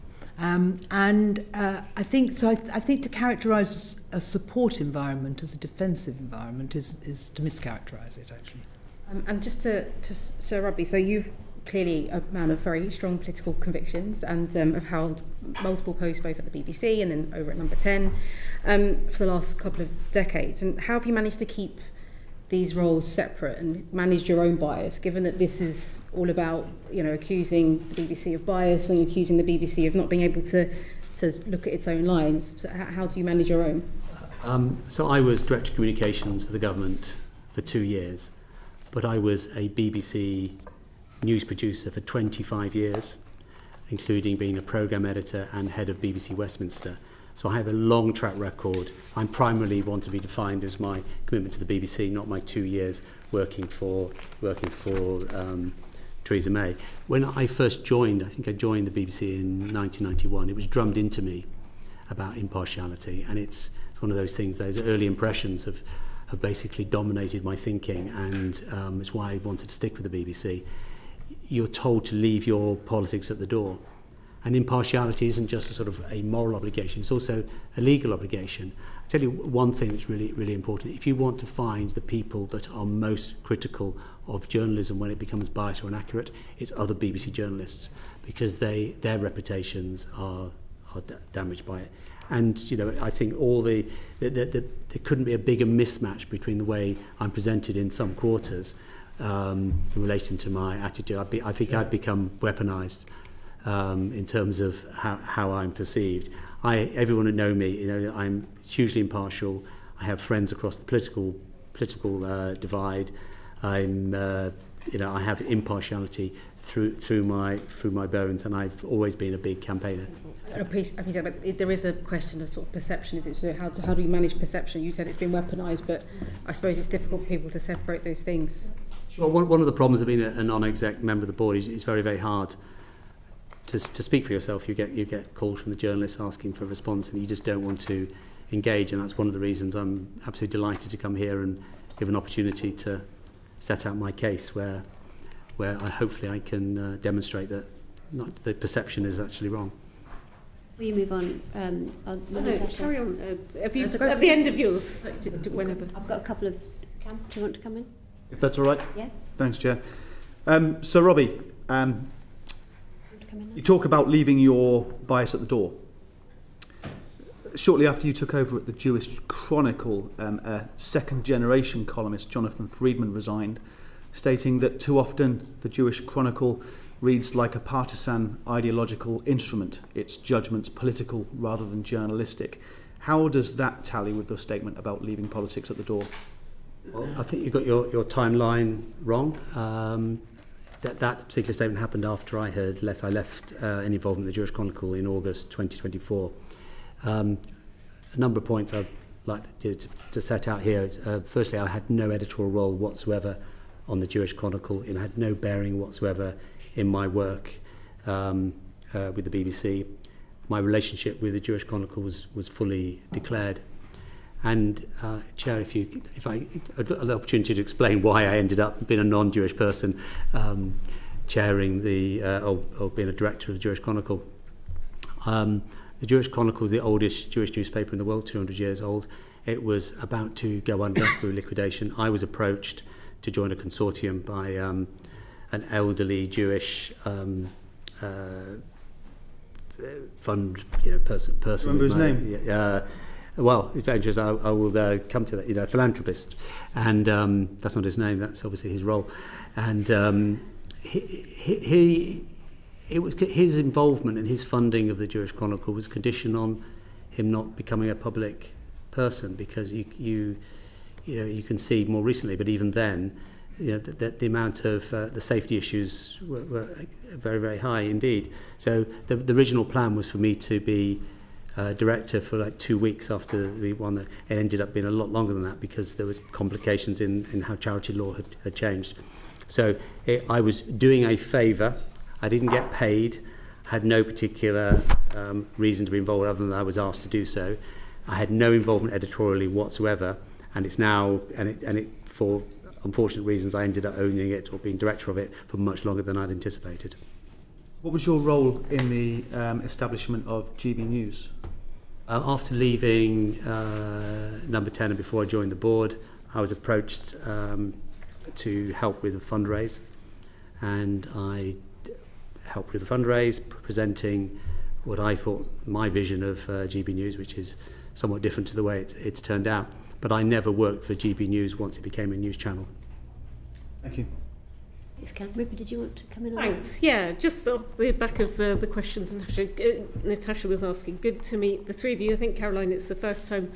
Samir, I remember meeting at a party when you were at Juniper, and Robbie, I used to have your number. You used to phone me up for Daily Politics. I know, we're not as close as we used to be. How sad. Very disappointed by that. But Daily Politics was commissioned by Juniper, I think, was it? So I think you guys, the programme you're confusing is when I was running Juniper, I made a programme for This Week with Andrew Neil, Michael Patillo, the Sunday and Diane version. Abbott. That's right. So you two probably knew each other way back. Robbie Gibb was a commissioning editor of at the BBC, the political programme. I remember, yes. And we all miss your brother. He was a very good schools minister, very responsive. Whenever we had school issues, we'd be up there at the department. I think I could definitely agree with you. You are. No. Look, my question. So, Robbie, congratulations on your knighthood. I think that's since we last spoke as well. So, congratulations on that. I guess prior to you taking up the role, your views on the BBC were quite out there in different newspaper articles you wrote. So there's the one from August 2020 in the Telegraph, I think, where you talk about how the BBC needs to get its ship in order. It says that BBC journalists are letting their preferences show. Even any student of impartial, inaccurate press can see this, and it includes a bit of an attack on Lewis Goodall in that article. Then there's a Daily Mail one about the Today programme the same year. Trapped by its own groupthink, it is radio misery, sneering and monstrously out of touch. Do you think that's still the case? That was 2020. You've been on the board since then. Do you still hold those views of the BBC? Well, the particular issue around Today programme was that during I think it was the 2019 general election, it was unfortunate because I can see how it happened, is that they had outside broadcasts in universities up across, and they had a lot of. Unfortunately, the views expressed were not the views of that story. So the actual debate, that election, the debate was very much in Red Wall, and that created a real problem for them. But I understand why they did it. They wanted to get younger audiences participating. So I don't really see that from anymore in Today programme. They're taking a lot of their output out of central London now into different parts of the country, which is good. In terms of revealed preferences, I feel very, very strongly that you leave your politics at the door, and if you are tweeting, if you take the sum total of people's tweets, you take the sum total of their output, and you know where they're coming from, that is a problem. Because the BBC has to be for everyone. I know lots of BBC journalists. I know their politics because I've been around the BBC a long time. People from very much from the left.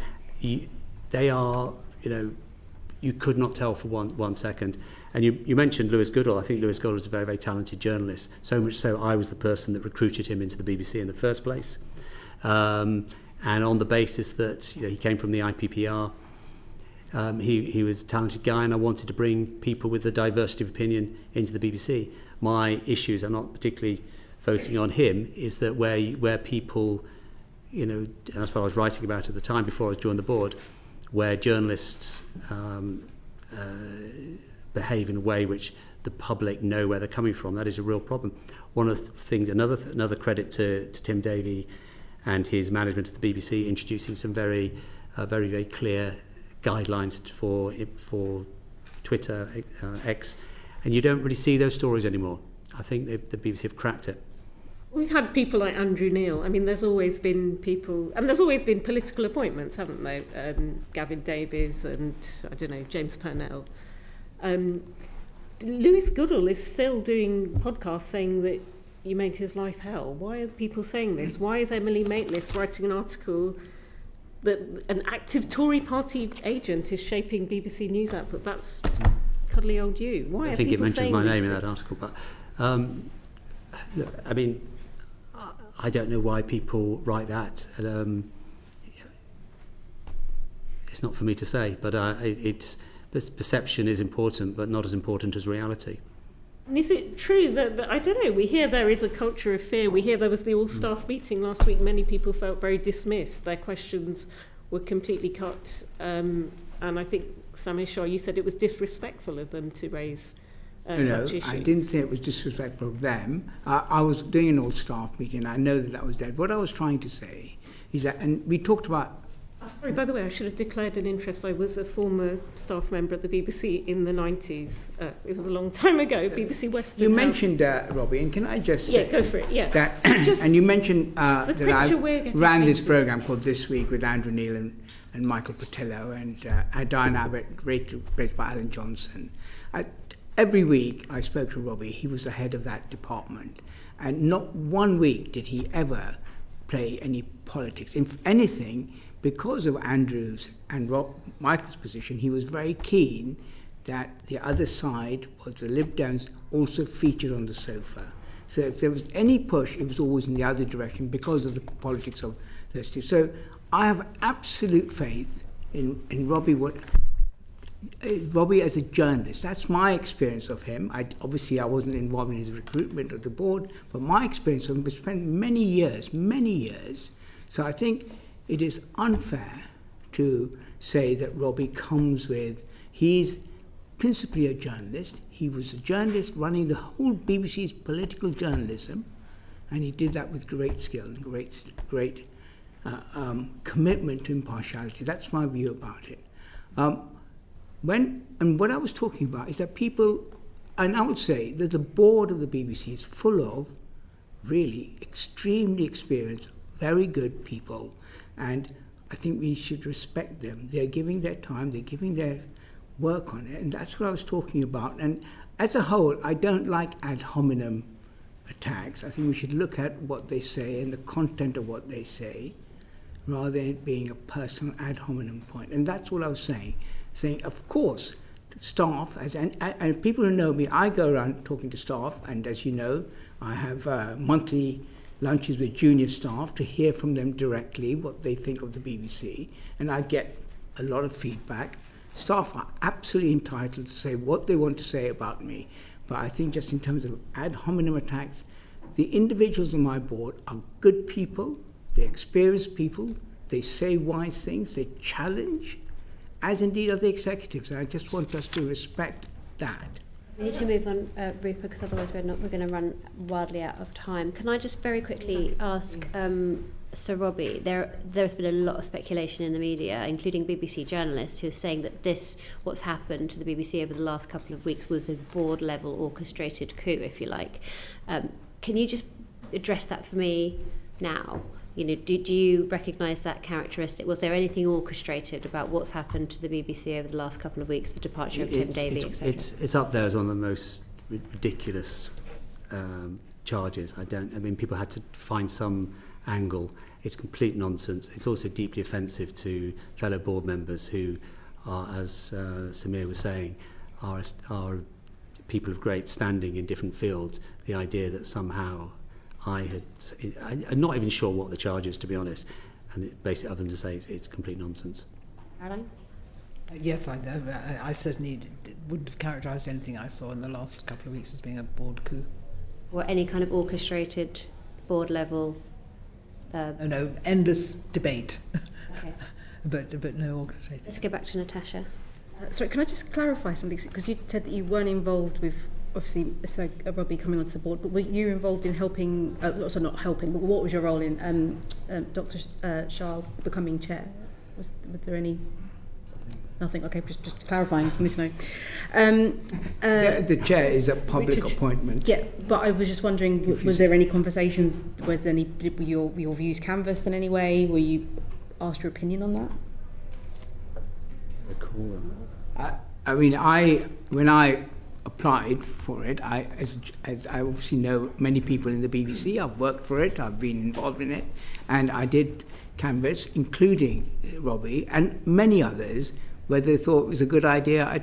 applied for the job or not. I have to say, many thought it was, and I remember one, and I won't quote who it is. He said to me, he's a very senior BBC executive, he said, you know, it's one of those jobs, if you don't get it, you might be rather pleased. You're feeling that way now. Well, you know, I know what he meant. I was just wondering, just for like process sort of understanding that. So over the weekend we had some reports of a resignation from the board. So Dr. Shah, why did Mr. Banerjee resign from the board? I'm very pleased you asked me that question. So let me explain to you Sumit Banerjee's role in the board. He is one of our non-executive directors.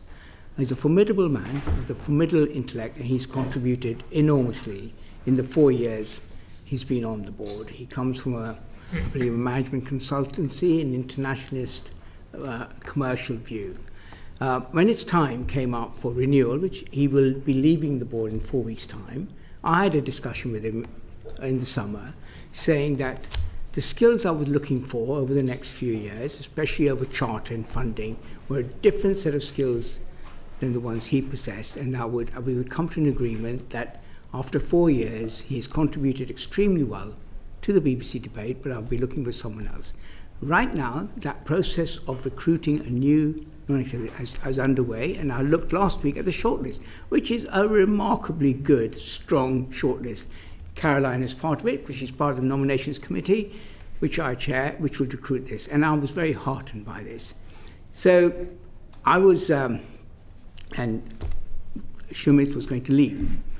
Then the letter came, private letter. The one thing I would say is that what has been picked up is that he was not consulted at that weekend when the resignations of our two most senior people, and there was a discussion. I look back because my memory was that he was. And I can tell the select committee that at 12:47 on that Sunday, I had a 26-minute call with Mr. Banerjee. So that was the weekend in which these things were discussed. I was responding to a request from Tim Davey because this was a very difficult moment. I said, it's not a matter for a formal call for the board to discuss whether one of his executives should or should not be there. That's not mine. However, as a good chair, and because of the seriousness of which the events of that weekend, which led, and may I say, to the resignation of two very senior people, this is a very big event. So you would expect me to discuss with Neds, and I did, all of Neds over that Saturday and Sunday, to hear what they had to say. Included in that discussion was, as I said, a 26-minute call to Mr. Banerjee. I know precisely because of the miracles of smartphone technology, I can scroll back and see it. So I'm both disappointed and surprised at what he had to say. He has a few weeks to run, and all I can say is I'm disappointed by that. So I suppose if he's only got a few weeks to go to sort of leave now, feels like it's a bit of a statement in itself, the timing of it. So I was just wondering, it's been reported that he's described it as being governance issues at the top of the BBC as one of the reasons that he's decided to leave. Was there any more detail around that? He said it was a private letter to the board, so I will keep that privacy, but it was leaked in some way because one word came out, and I would simply say he was consulted. Would we, as a committee, be able to see that letter privately, maybe? Can I take away that question? I mean, obviously, I want to be as open and as frank with all of you, but it is a private letter, and let me reflect on that and decide how to deal with it. There was reports today, I believe, in the Eye about a second board member who was on the verge of quitting, and there's also been reports of the role of the EGSC expanding and the creation of a new deputy general role. Dr. Shah, is this not sort of a bit of an admission that perhaps your leadership in this needs to be looked at as well, in terms of whether or not you're able to get a grip of what's happening on that board and if it's all working the way it should do?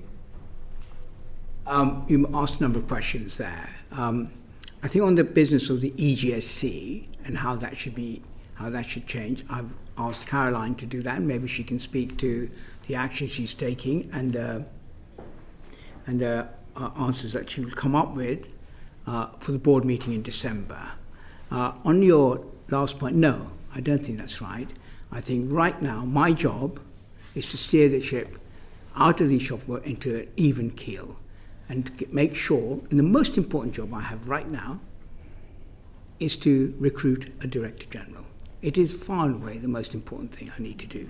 Would it help I'm a senior independent director, so one of my jobs obviously is to liaise with the other non-exec directors, and I should tell you that that Samir has the unanimous support of the board.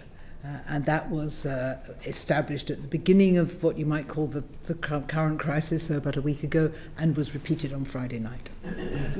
We are very lucky to have him as chairman. Okay. But there are issues here, aren't there? We're looking now at changing how this all works, and it's taken quite some time to get there. So that's why I asked the question. Of course, it's completely reasonable. Sorry, completely right question to ask. Sorry, but and then to wrap up before I think one of my colleagues kind of jump in. So where do we go from here then? What's the next steps for the board?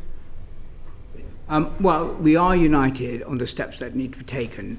I think, let me put them in three categories. The first is we need to examine the editorial failures and take actions, and part of that is to do with examining.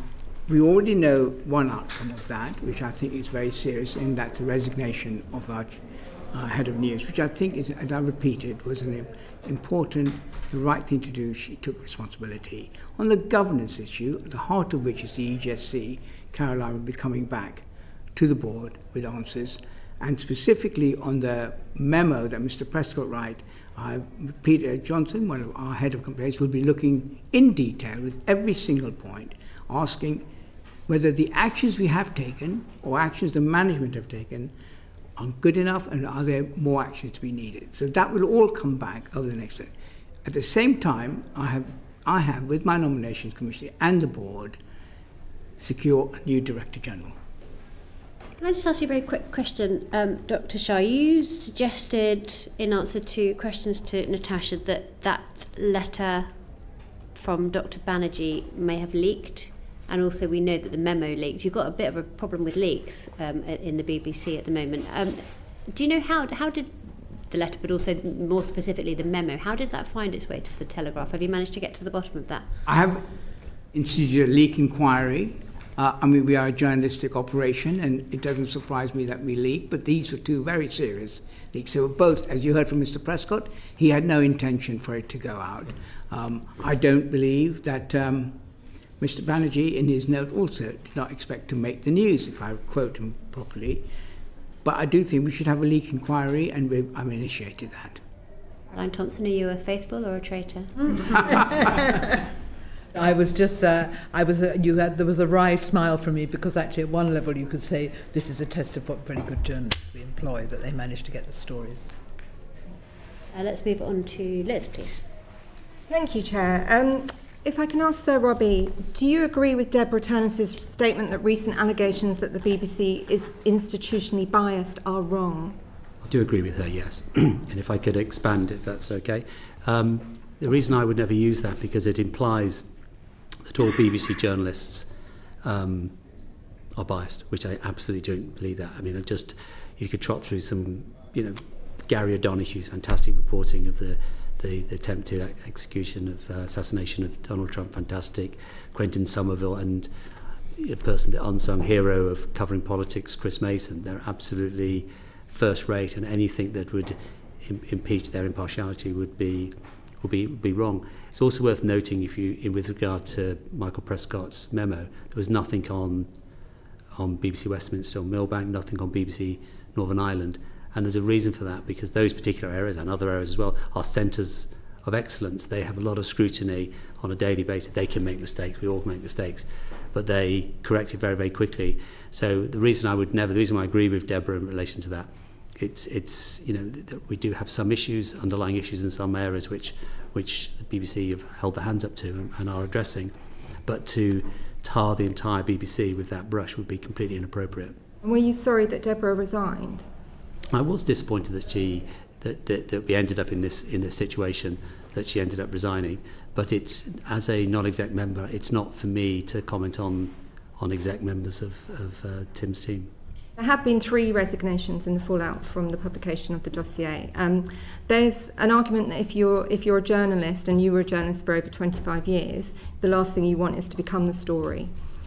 Given the reports of your attempts to shape editorial judgments and the persistent questions about whether your political views have influenced BBC decision making, how can the public maintain trust in the BBC's impartiality under your oversight? And in light of these conflicts, have you considered resigning? There's a lot in that question. If I can be as brief as I can, I'm a non-exec director. I have no involvement in pre-broadcast content. I have no involvement, and rightly so, in operational matters. There's been lots of stories that are just completely untrue about me in relation to influencing the day-to-day output. In Tim Davies' leaving note, he talked about these issues being weaponised by people. I think he was particularly referring to people that have latched onto the issues in the Prescott memo, the errors, and are using it to bash the BBC. And it's often people who don't agree with the BBC for a whole range of ideological reasons. It's also been politicised in the other way, as a way to have a pop at me. There's something illegitimate, making my role as if I'm not legitimate. Actually, the most people, his response to the memo, who are critical, want the BBC to do better. And I think so. Yes, I think it has been weaponised, and I've been a victim of that weaponisation. But broadly speaking, I think most people want the BBC to do well, and parking those 2 particular extremes. So in answer to your question, no, I don't see, I've not done anything wrong. I'm a passionate defender of the BBC.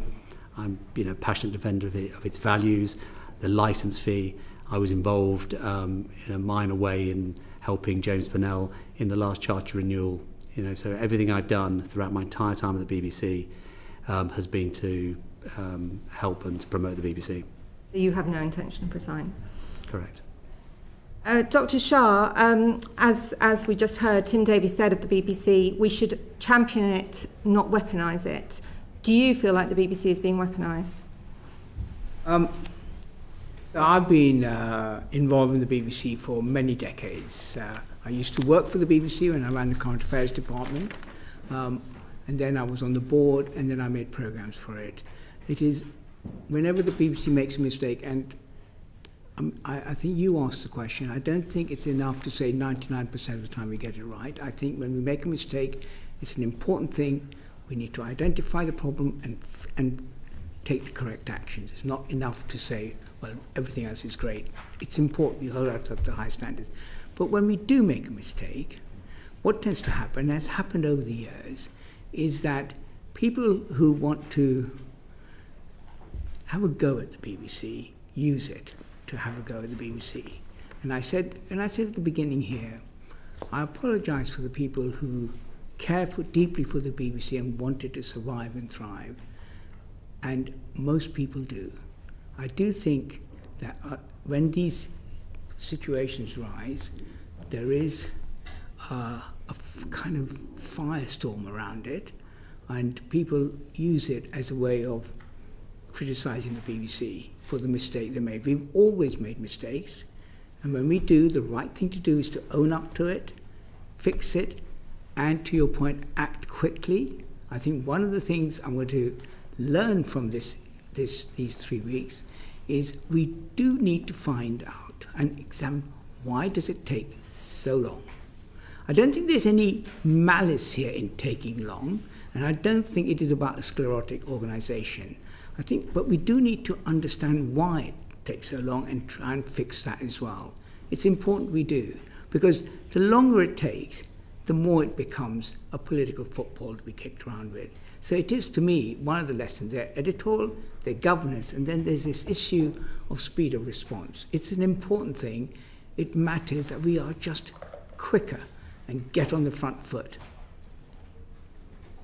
Thanks, Liz. Dr. Sharp, your colleague, Sir Robbie, is coming for quite a lot of stick in the media, as you're probably aware, for somehow wielding his right-wing bias to influence the board, albeit, looking at the recent YouGov figures, it shows that 31% of people think the BBC is biased in favour of left-wing views, compared to 19% who think it's biased. 31% in favour of left-wing views. Yes, 31% say it's biased in favour of left-wing views, 19% in favour of right-wing views, and the number that think it's in favour of left-wing views is actually going up. So if he is wielding his right-wing bias, he's not doing it very well.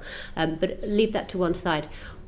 What's your view? Is Sir Robbie overly politically biased in his discussions with the board? No, he's not. And my account of my dealings with Robbie when he was my commissioner, he's interested in impartiality and accuracy. And I do think that when he brings to the table, and he feels very strongly about it, the stories, the issues he raises, look at the substance of it. The substance of it is about being accurate and fair. Not often discussed, and maybe Sir Robbie will talk about it himself. There was an issue about a rail strike where, Robbie, why don't you explain that? Yes, I am, conscious of, the perception of my bias. I'm always on the lookout for biases the other way to make sure that I can, demonstrate what I say. And I saw a story before last Christmas. It was a train strike, and the whole story, it was a regional journalist. It was the whole notion of the train strike was how inconvenient it was to passengers, and it was very, very dismissive, verging on the critical of the union striking. And so I spotted this. It clearly, from my perspective, lacked the union voice, either in tracking or in clip. I raised it, sent it to the head of BBC England and copied in EGS, and it was agreed that was the case. And the journalist was spoken to, and he totally agreed, and that was good. One of the sorry. No. You're responsible then in that case for the fact that YouGov found that 31% of people feel that the BBC is biased in favour of left-wing views. So, look, this is the thing. I know it's hard to marry the fact that I spent 2 years as a director of communications for the government, not because of the government, and my genuine passion for impartiality. I want to hear the full range of views. I mentioned the recruiting of Lewis Goodall. I don't want the BBC to be partisan or favour any particular way. When you tune in, I want to know what is happening. Can I begin to let me answer that question. I don't think that the way we address our issues are helpfully characterised as left wing or right wing.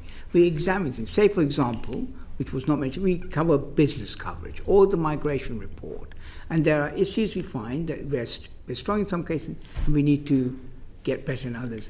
I think the question is about, are we impartial? Are we covering all sides of the argument? Are we making sure that we are not showing any revealed preferences?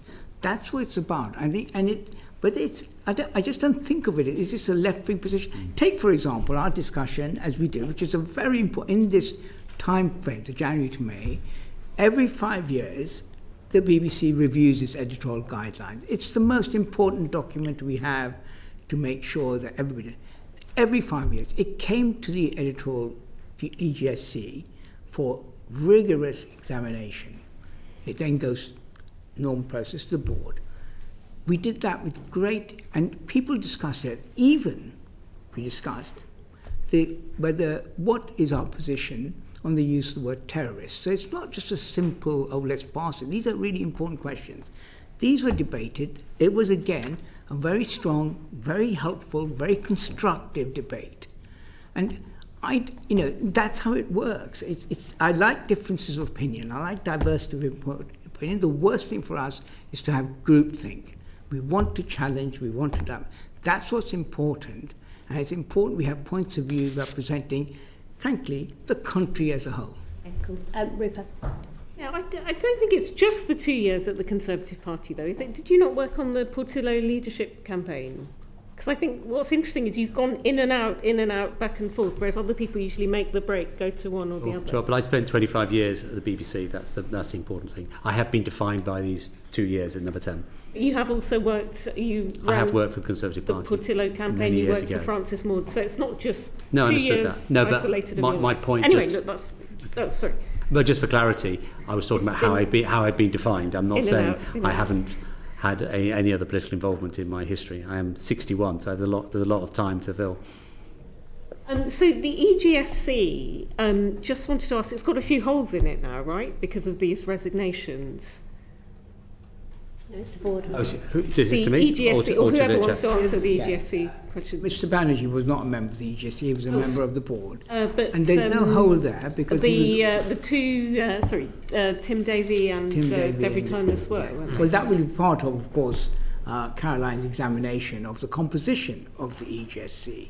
So maybe you would like to speak to that. For the moment, Tim Davey is still Director General, so he would still be a member of the EGSC and come to the meetings.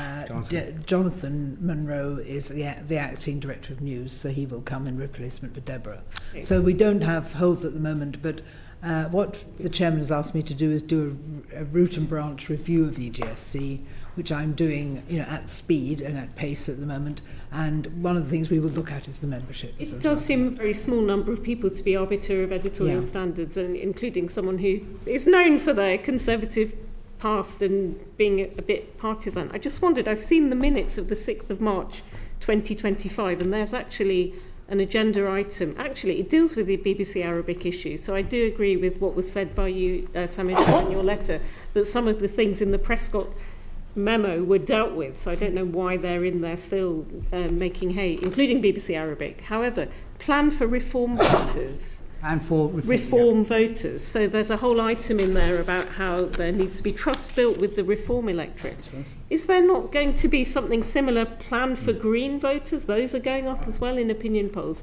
It does seem very slanted when you look at panel shows that there always seems to be Zia Youssef on it or Nigel Farage. This is a party with 4 MPs. Yeah. Why plan? I'm happy to. I'm happy to take it, but Robbie, why don't you start? And I'll come in on it. So there's 2 issues there, both of great interest. So that particular meeting, Deborah Turness did a presentation on party support for the BBC, and it was a discussion by voting. There's a number of things, but then Labour very, very supportive, and then there was concern about why is it that reform voters didn't support. They had, hostility to the BBC. And she had various thoughts that was absolutely not about doing stories that are favourable to reform, because that's how it could come across. One of her ideas was having more live discussion programmes in all. So that was what that was about. You look sceptical. So that was that. The second issue is something that's very close to my heart, is issue about allocation of airtime to different political parties. And there's a general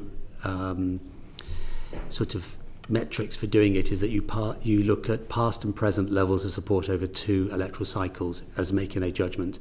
And the particular problem at the moment, of course, is that you've got, for example, Reform leading in the polls, but very, very few seats. You've got Liberal Democrats further down the poll with many more seats. You've got the Greens, as you pointed out, in second in some polls. And you've got the government, in a much lower percentage, but they are the government, and you've got the leader, the official opposition struggling on but less than 20%, but still the official opposition. It is the exec are massively alert to this, and we have updates at every EGSC on this very, very subject. May I answer that? And let me step back a bit. One of the jobs of the BBC and its news division is to reflect the points of view across the country, that we are properly impartial, and we hear that. In establishing where we may be weak or where we are strong, we do a lot of research. We do a lot of research on various demographics. We want to, for example, we need to make sure levels of trust are just as high amongst young people as it is amongst old people. And this is normal business. We look at how the country responds and to trusting the BBC. Just the reform voters, why not? And what we discovered when we did the political analysis, it's among lots of, we do demographic analysis, we do geographic analysis. One of the things about geography, which I'm very exercised by, is that support for the BBC declines as you go further north. This is a very, very big issue for the BBC. We are across the country, and it's made one of my strategic priorities is we move programs and production out, we need to move power out of London, and that will help establish better trust as we go further north. So it's not surprising that the news division examines itself. It is surprising to the millions of licence fee payers that reform seems to be on so frequently. There's a plan for reform voters. There doesn't seem to be a plan for other parties. We had a plan for how to reach young people, and how do we do that? And that's not just about content, it's also about the platforms. Some of the ones I asked Michael Prescott, just to get the other side of it. Was there any discussion of the dossier with him before, or even the appointment at all? What? Yeah, with yourself, because you're friends, we've established now. I don't think I had any conversation. I know him, and I've got to know him a lot better since he's joined, but there was no conversation with him prior to his appointment. And in terms of the only contact I've had with him, I've not met him in person since Sorry, go on. Yeah, in the run-up to the job. I think I asked him in the run-up to being appointed. Nothing run-up to the job and at all. Since the dossier. Nothing in the run-up to the job. It's quite a long time ago, but I'm 99% certain no contact. And in relation to the dossier, I phoned him about a week, coincidentally, prior to him sending his dossier, just checking in. I hadn't seen him or spoken to him since while I was walking along.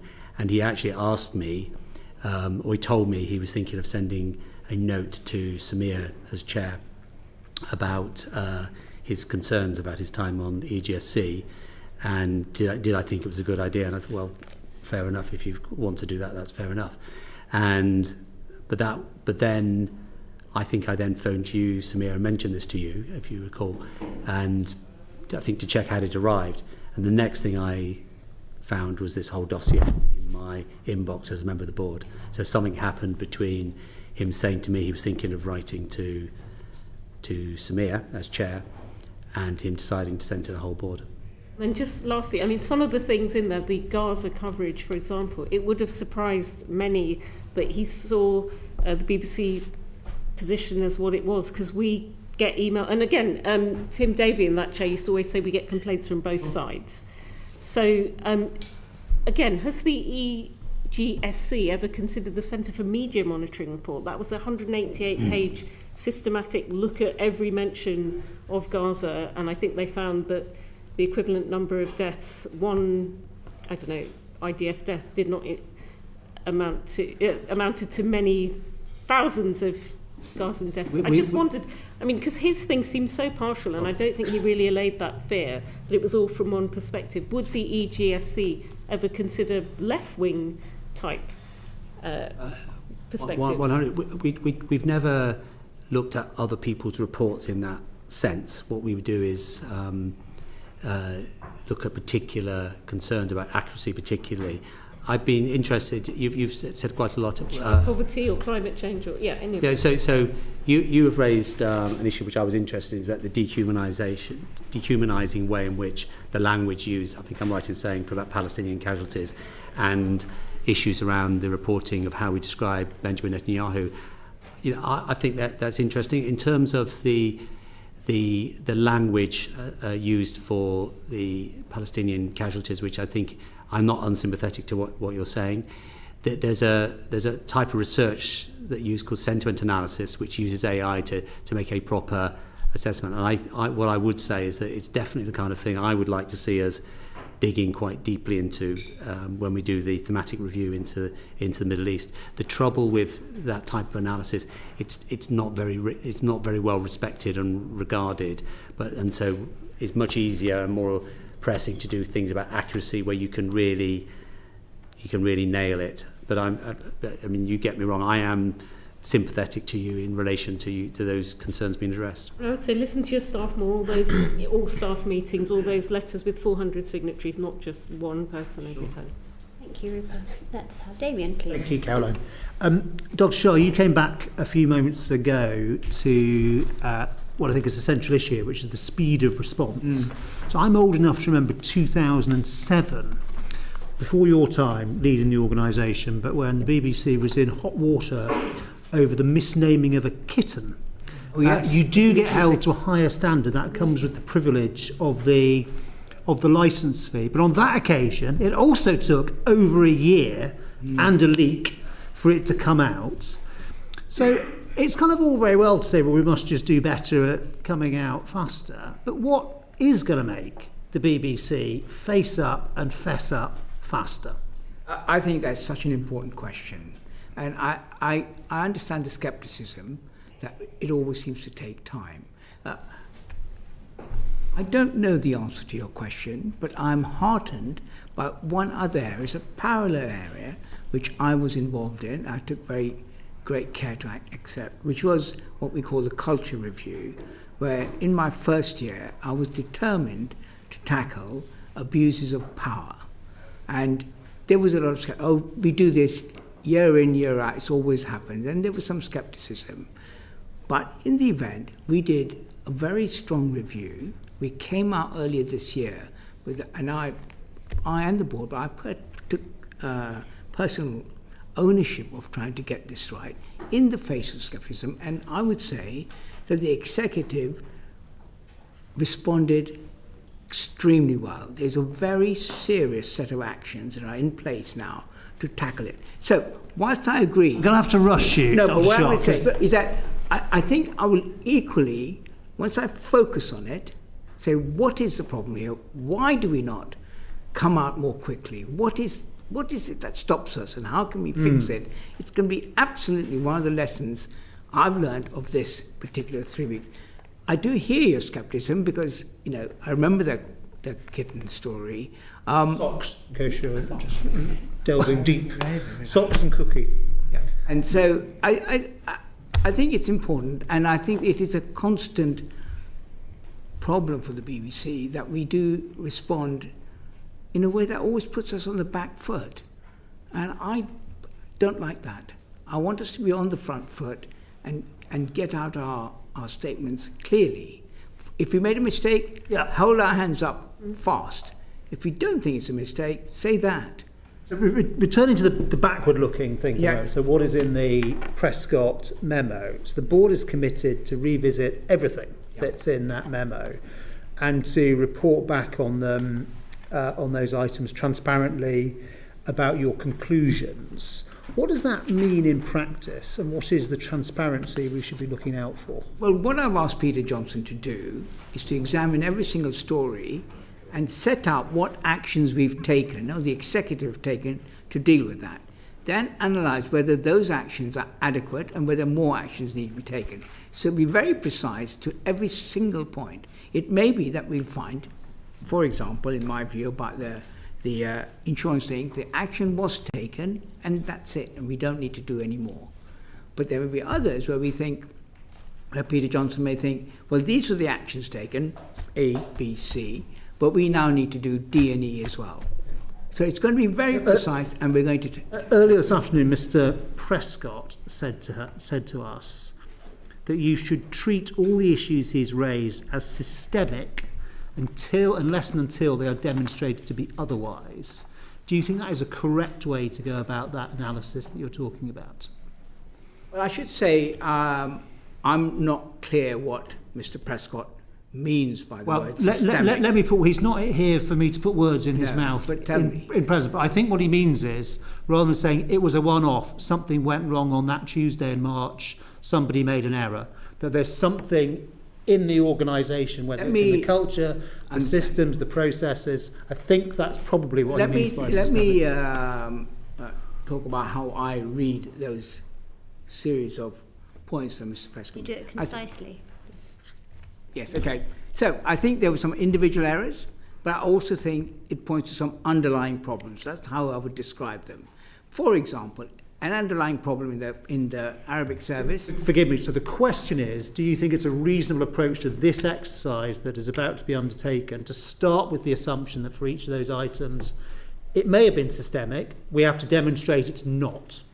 I wouldn't frame it in that way. I would ask Peter Johnson to look at each one on its own merits and examine. He's a very fine, very seasoned and experienced journalist, to look at each one and come to the board with an analysis of whether this is an individual error or a underlying problem error or it's a systemic error. Thank you. And just finally from me, Sir Robbie, could you just say to the committee what you think it should be the future for the BBC, what role it should play in the next 10 years, which may be the same or different from in the past 10 or 20 or 30 years? A nice open question. One of the things I do agree with Michael Prescott is the potential for the BBC. You know, in the world of totally dividing channels from Fox to and all the rest of it and the internet, we have a brand, we have a DNA that could actually just lead the way, not just in the UK but globally. That is the thing I find most exciting. I think we've still got a huge opportunity to do that. And so in 10 years, yeah, I think that we could do that in 10 years. Thank you, Damien. Bio, please. Thank you. Just on that last point, in the previous panel, Michael Prescott, you mentioned that he called you and sort of ran it by you effectively with regards to... No, I called him. This is regarding the memo. Yeah, I called him a week prior, so it wasn't that way round. Okay.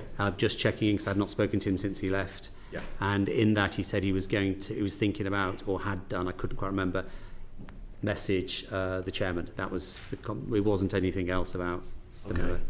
Okay. And so, do you sort of feel from that question? He felt that it could be damaging to the organisation? No, the fact that he checked... He didn't check. I phoned him and he said, he's thinking of sending a memo. But you phoned him, but he brought up the issue that he was going to send it. Yeah, because that was our primary connection was via the EGSC, and it was not in a reason. He must have just been writing his memo then, that's all I can assume. It was a very, very fleeting... When you called him, did you know he was going to be preparing this memo? No, not at all. No, I phoned him to check in. I hadn't spoken to him since he had left the EGSC as an advisor. He must just crossed my mind. So he brought it up. I mean, look, I say this obviously because, you know, there's an element of perception the chair was talking about earlier as well. I think that, you know, there is a scenario where, imagine if Keir Starmer sort of recruited Alistair Campbell. There is that perception that is important here. So that's why we're asking some of the questions that we're asking. I totally get, and I hope I was trying to make the distinction between.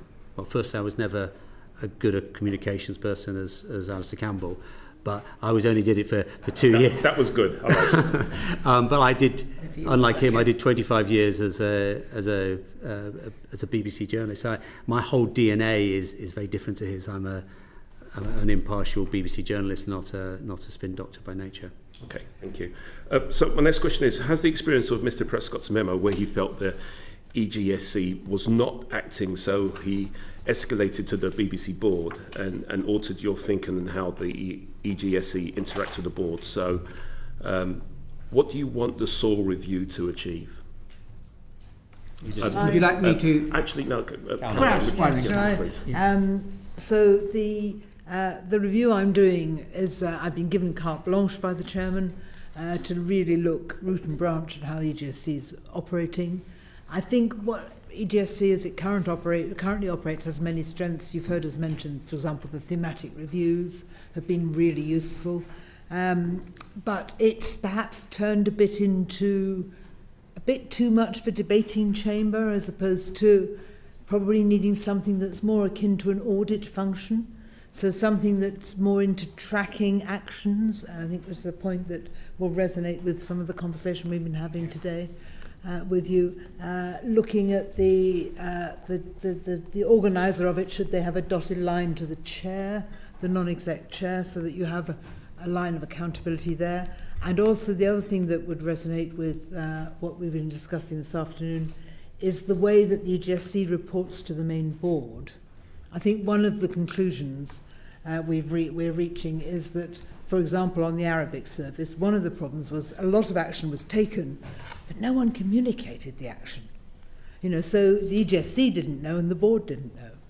And actually tracking through actions properly so we can check they've happened, but also making sure that everyone knows they've happened and can see the results is one of the important things we'll probably do.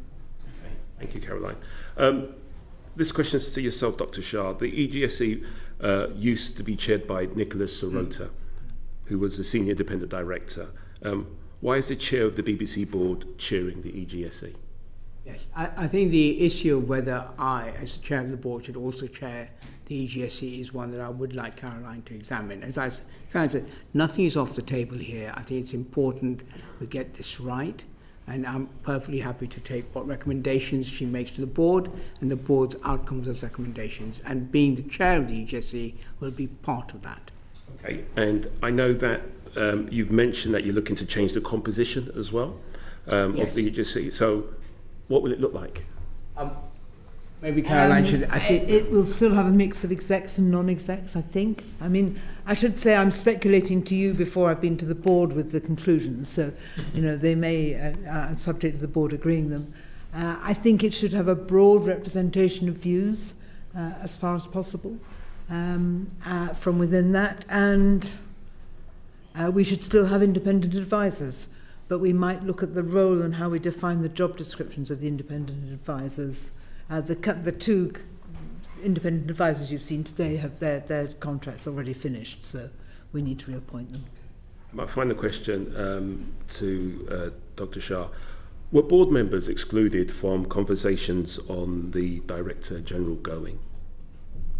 on the Director General going. Yes. I don't exclude board members. I mean, you're talking about that weekend, where I spent the weekend talking to every single NED about the situation, and I wanted to hear what they had to say. When we had a board meeting in the late Sunday afternoon, the Director of News had resigned, and the Director General resigned.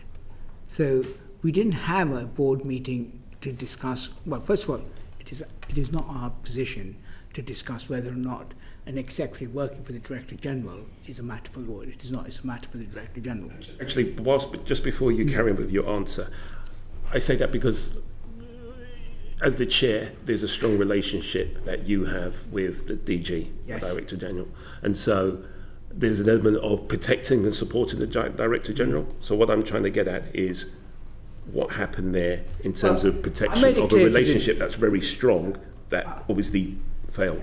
Yes. Let me repeat. I think the Director General, Tim Davey, has done an outstanding job as Director General, and I'm very sorry to lose him. Let me be clear. And it's not just me, the whole board, and I know that because I've spoken to them all, one-to-one, that he had the full confidence of the board and they wanted him to continue. No question. Tim knew that, and in his resignation, you will see his reasons for resigning, but I'll make it absolutely clear that neither I as chair or the board wanted him to go. He had our full confidence, and we would have liked him to stay. Okay, with him going, did you think about your position? My position? My job now is to steady the ship and put it on an even keel. I'm not somebody who walks away from a problem. I think my job is now to fix it, and that's what I'm doing. And I want to lead the organisation in such a way to address the issues we've raised, which are editorial, governance, and the issue of speed, and to fix that and lead what is really important here, the search for a new Director General. Thank you. Dr. Shah, there's been a lot of discussion over the last couple of weeks all across the media as to whether actually the job of a DG is just too big for one person to do and whether that role should be split down. Now, before you'll have seen we spoke to Michael and Caroline. They both thought that it was and that it should be split. They had different views about how that should happen. Michael thought that it should be an editor-in-chief alongside a sort of chief executive in a business sense, if you like, whereas Caroline thought there should be the other Caroline thought there should be a Director General and then a Deputy Director General. And that's been what's been reported in The Guardian, suggesting that might happen. Have you got a preference in that sense? Do you think the job's too big for one person? Should it be split down? How should it be split? It's a very important question, and my view is that it is too big for one person. My view is that as we search for the new Director General, in that lens by which we search for that Director General, I should make it clear, and the Nominations Committee should make it clear, and that there should be a Deputy Director General who's laser focused on journalism. Journalism is the most important thing and our greatest vulnerability. And I remember when I first started, I think it was mentioned, when I first started as Head of Current Affairs, John Bird was Deputy Director General and his focus was journalism. That did not mean that the DG was not Editor-in-Chief. We mentioned later on, more recently, Mark Thomson was the Director General. He was also the Editor-in-Chief. And even though Mark Thomson was a journalist by trade, he still felt the need to have a Deputy Director General, Mark Byford, in charge of journalism. That was then. Now, it seems to me it's even more important because the nature of news has changed. The importance, that, as Robbie mentioned, that this is an opportunity. The BBC needs to be the beacon of impartial journalism. It absolutely does. We are living in a world in the next 10 years where people need to trust us and we need to have a focus that our journalism is good. And I think that needs that. So I'm inclined to restructure the executive in the future, once we get a new director, that the lens through which we examine potential candidates for the Director General includes the idea that there will be a Deputy Director General who will be focused on journalism. Thank you, Damien. Having a Director General and a Deputy Director General, the hierarchy couldn't be clearer. Did you think about doing it a different way, where you have a Chief Executive who runs the organisation and a, whatever you call them, Editor-in-Chief, who is ultimately accountable for content, and they both report into the board? I think that's an interesting observation, but obviously the Charter at the moment does not allow that. In the Charter, the Director General... It's going to get renewed quite soon, Dr. Well, Shah. I think, as I said, it's a good moment for discussion, but right now, I have to replace the Director General, right now. And I have to replace it within the terms of the Charter. And the Charter allows that. I think the point you raise is worth raising, and we, as with many issues, we will be talking about the Charter. There are many factors about the Charter that we need to discuss and engage in, and we need to start that conversation. Well, here you are in Parliament. It is an opportunity to express your views in any way you like. Well, so you're constrained by the current Charter. Were you unconstrained, would you take a different view? Well, right now, my view, and I recall that the Chair would like me to take a position, I think that the idea of a DG and a DDG has worked well, and I can see it working again. I will need to be persuaded that the alternative one is a better solution. Thank you. Thank you, Damien. Jeff? Okay, thanks. That's the executive. Can we talk briefly about the board? So what do you want to do about changing the composition of the board? Particularly, would you want to change the number of non-exec board members? Well, again, a matter for a Charter, and I've already said I'm looking forward to some constitutional innovation about the board. By that, I mean, I think we do need to take a look at the composition of the board, the flexibility there is, in the nature of the public appointments, how many public appointments there are. All of it should be a matter for discussion. Do you have a view? I do have a view. I would like, as the Chair, to have greater flexibility. At the moment, I have 10 non-execs and 4 execs. 14, that's it, rigid. And given the state of the way the world is changing and the kind of skills and experiences we need on the board, I would like greater flexibility to reshape the board to make it better able with the experiences to the world that's coming forward. We talked earlier about the impact of AI on journalism and the whole point about AI. If it's important now, can you imagine how important it'll be in 5 years' time? If I find that the board does not have enough expertise in that area, I'd like to be able to change that. Okay, and can I ask about political appointees? Do you think it's right that do you think it's important to have political appointees to the board? Can I ask all three of you that question, actually? Well, I'm sorry, what did you say at the end? Well, is it important? Is it right for it to be political appointees? Let me be clear, they're public appointments, not political appointments. Just be clear, there's a process. It's about politicians. You apply.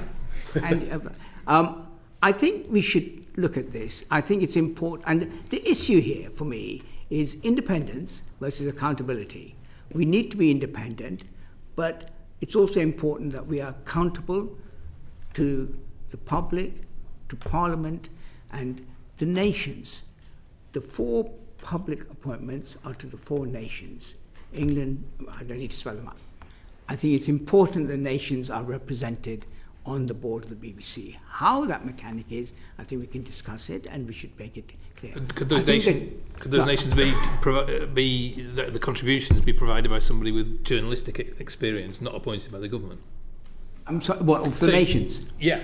Well, I've given you my point about the executive. I think the Deputy Director General should be there. I think journalism is a good skill to have, but there are many skills. The BBC is a very, very big organisation, does many, many things.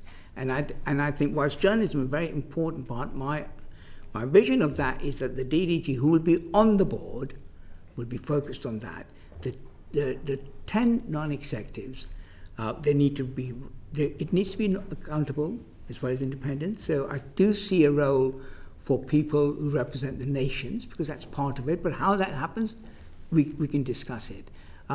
And of course, as you know, I've left out the other public appointment, that is the chair, and I think the chair should be in that mix as well.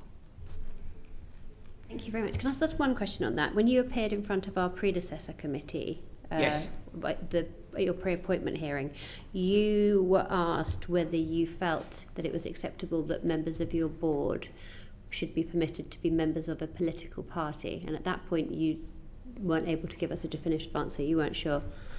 Do you know now? The answer is you can be a member of a political party. As it happens, Sir Robbie is not. We've had many people, even the chair, we will remember, was a member. Sometimes politicians are, and they're members of parties. The real thing is to have diversity of opinion, and their party politics are left out, and we examine the point of the board. Just a quick follow-up, not opinion one, but just on, if we're reforming the board, is there not an argument for having staff appointments on there? Because if you look at AFP in France and NPR, a number of those positions are reserved for, Robbie, you've done journalism, but I think your current board, if you look at it, it looks like it could be the post office board. It's a lot of people from business. So people who've made those hardened decisions, maybe even the foreign correspondents who've had to make quick decisions when, people are trying to weaponise things. Some of those people would be good on your board, some actual staff. What do you think? You make a very, very good point. I was hoping, because of events, I haven't been able to make a speech about the BBC and its accountability and how we can make it more accountable. We have mechanisms to be accountable, as this is to Parliament, to the government today, but I'm concerned about how accountable we are to the public and the licence fee payer. Also, having a board, and I think, of people who've done it. Part of that accountability is, again, to do with the membership of the main board. And last but not least, Vicky. We all know that staff morale is really important. So how does the board assess current levels of staff confidence in the BBC leadership, given leadership transitions and the charter review? And then on that point, do we know when the charter renewal may be taking place? And will it potentially have to wait until the Director General is appointed? Your last question, no. What's happening is that we're waiting, and we expect it to be imminent, the publication of the Green Paper. The Green Paper will be the government's attempt to secure consultation.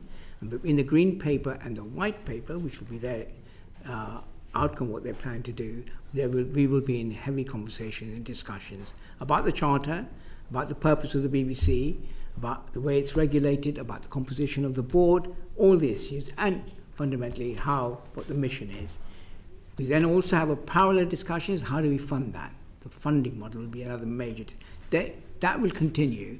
Tim Davie is the Director General of the BBC, and he's helping us through that. He will continue to do that. So that cannot be paused, awaiting the arrival of a new Director General. This is a matter of some urgency. We are in debate, we'll discuss it, we'll do that. On the matter of staff morale, I think this is a very, very important part. We have a very continuous measurement of staff morale. It's a very detailed look, and we're always looking at it. It is, as I said right at the beginning, you know, the events that have come recently has been something that I deeply regret, and it has had an impact, of course, on the thousands of people. So we will be measuring that and trying to make sure that we include them in as we develop our arguments. Yeah, just briefly, what is the thing for measuring staff morale? Metric for measuring it. But how do you do it? Like what happens to measure it? Well, we have we invite, go through effectively what you'd call a survey, a staff survey, and it's reported every year in our annual report. We do a comprehensive staff survey, and we do it in all sorts of different parts, so we can break it down, we can see where morale is, and not just morale, but loads of other factors. I can send you, if you would like, the detail of how we measure how the staff are thinking in a systematic, comprehensive way. But as you say, I also talk to staff, I have regular lunches with them, so I get a more anecdotal approach to it. But it's important that I actually meet staff and I see them face to face and not just numbers on a sheet. But we do have numbers on a sheet, and we do it very comprehensively, and we report it in the annual report. Actually, not quite, because the question was about how they feel in terms of confidence in terms of the BBC leadership. Is that one of your questions within the survey? It is a question that's going on. Right. Yeah. I'm sorry, I didn't make that clear yet. Everything is asked. Thank you, Vicky. Just finally, in terms of penultimately, in terms of staff morale, in 2023 the BBC had 8 equal pay cases open. Last year, our predecessor committee was told that there were 11, so it went up between 2023 and 2024. Do you know how many there are now? I do not, but I can get you the figures. If I was to tell you that I'd heard that there were 40 equal pay 40. cases, yes, that's what's being reported to us. I would really be very grateful if you could look into that and come back. I will look into that and find out what the reasons for that increase and is. if in fact that figure is correct. If that is the figure. Yeah, yes. Thank you. And then finally, the BBC shared in confidence with us the initial response to Mr. Prescott's memo by Peter Johnson, which is the one that the board commissioned. Did you consider publishing that report? Yeah. I didn't consider publishing it. It was important for me when the board discussed Mr. Prescott's memo that they had a full and rounded picture of what did take place over the 3 years. You have challenged Mr. Prescott on his selection. I think it was important when the board discussed it, they had a proper picture of all the different things we did consider and the actions we did take. So would you be happy for us to publish that response? Can I come back to you on that, because it was a private note? Yes. For the board, and we think that it's quite helpful in setting out all the issues and indeed, going through it them would, one by one. and I think I will reflect on that and try and look at it positively, because I think it slightly goes back to your point about speed. We do this work quite quickly. I asked for it to be done straight away because we were having a board meeting. We had the response, but we kept it to ourselves. And to me, it becomes part of this examination. What lessons can we learn about this? We've learned it, but also about the speed of action and what we can do and how we can publish more, be more transparent, so we're not on the back foot. And we need to understand the world we live in, and that if you don't get out on the front foot, then they will fill that vacuum with whatever they want to say. I think it's a really important point. With that pace in mind, could you let us know quickly? I will let you know. Great pace. And also whether you're going to be publishing the new Peter Johnson report that you mentioned in response to Damien's questions as well. That's very kind. Thank you very much. Thank you all of you for appearing in front of us today. Is there any further messages that you want to leave us with? No, I think that's You've had enough. Okay. Thank you. Thank you very much for everyone for your time today. Order.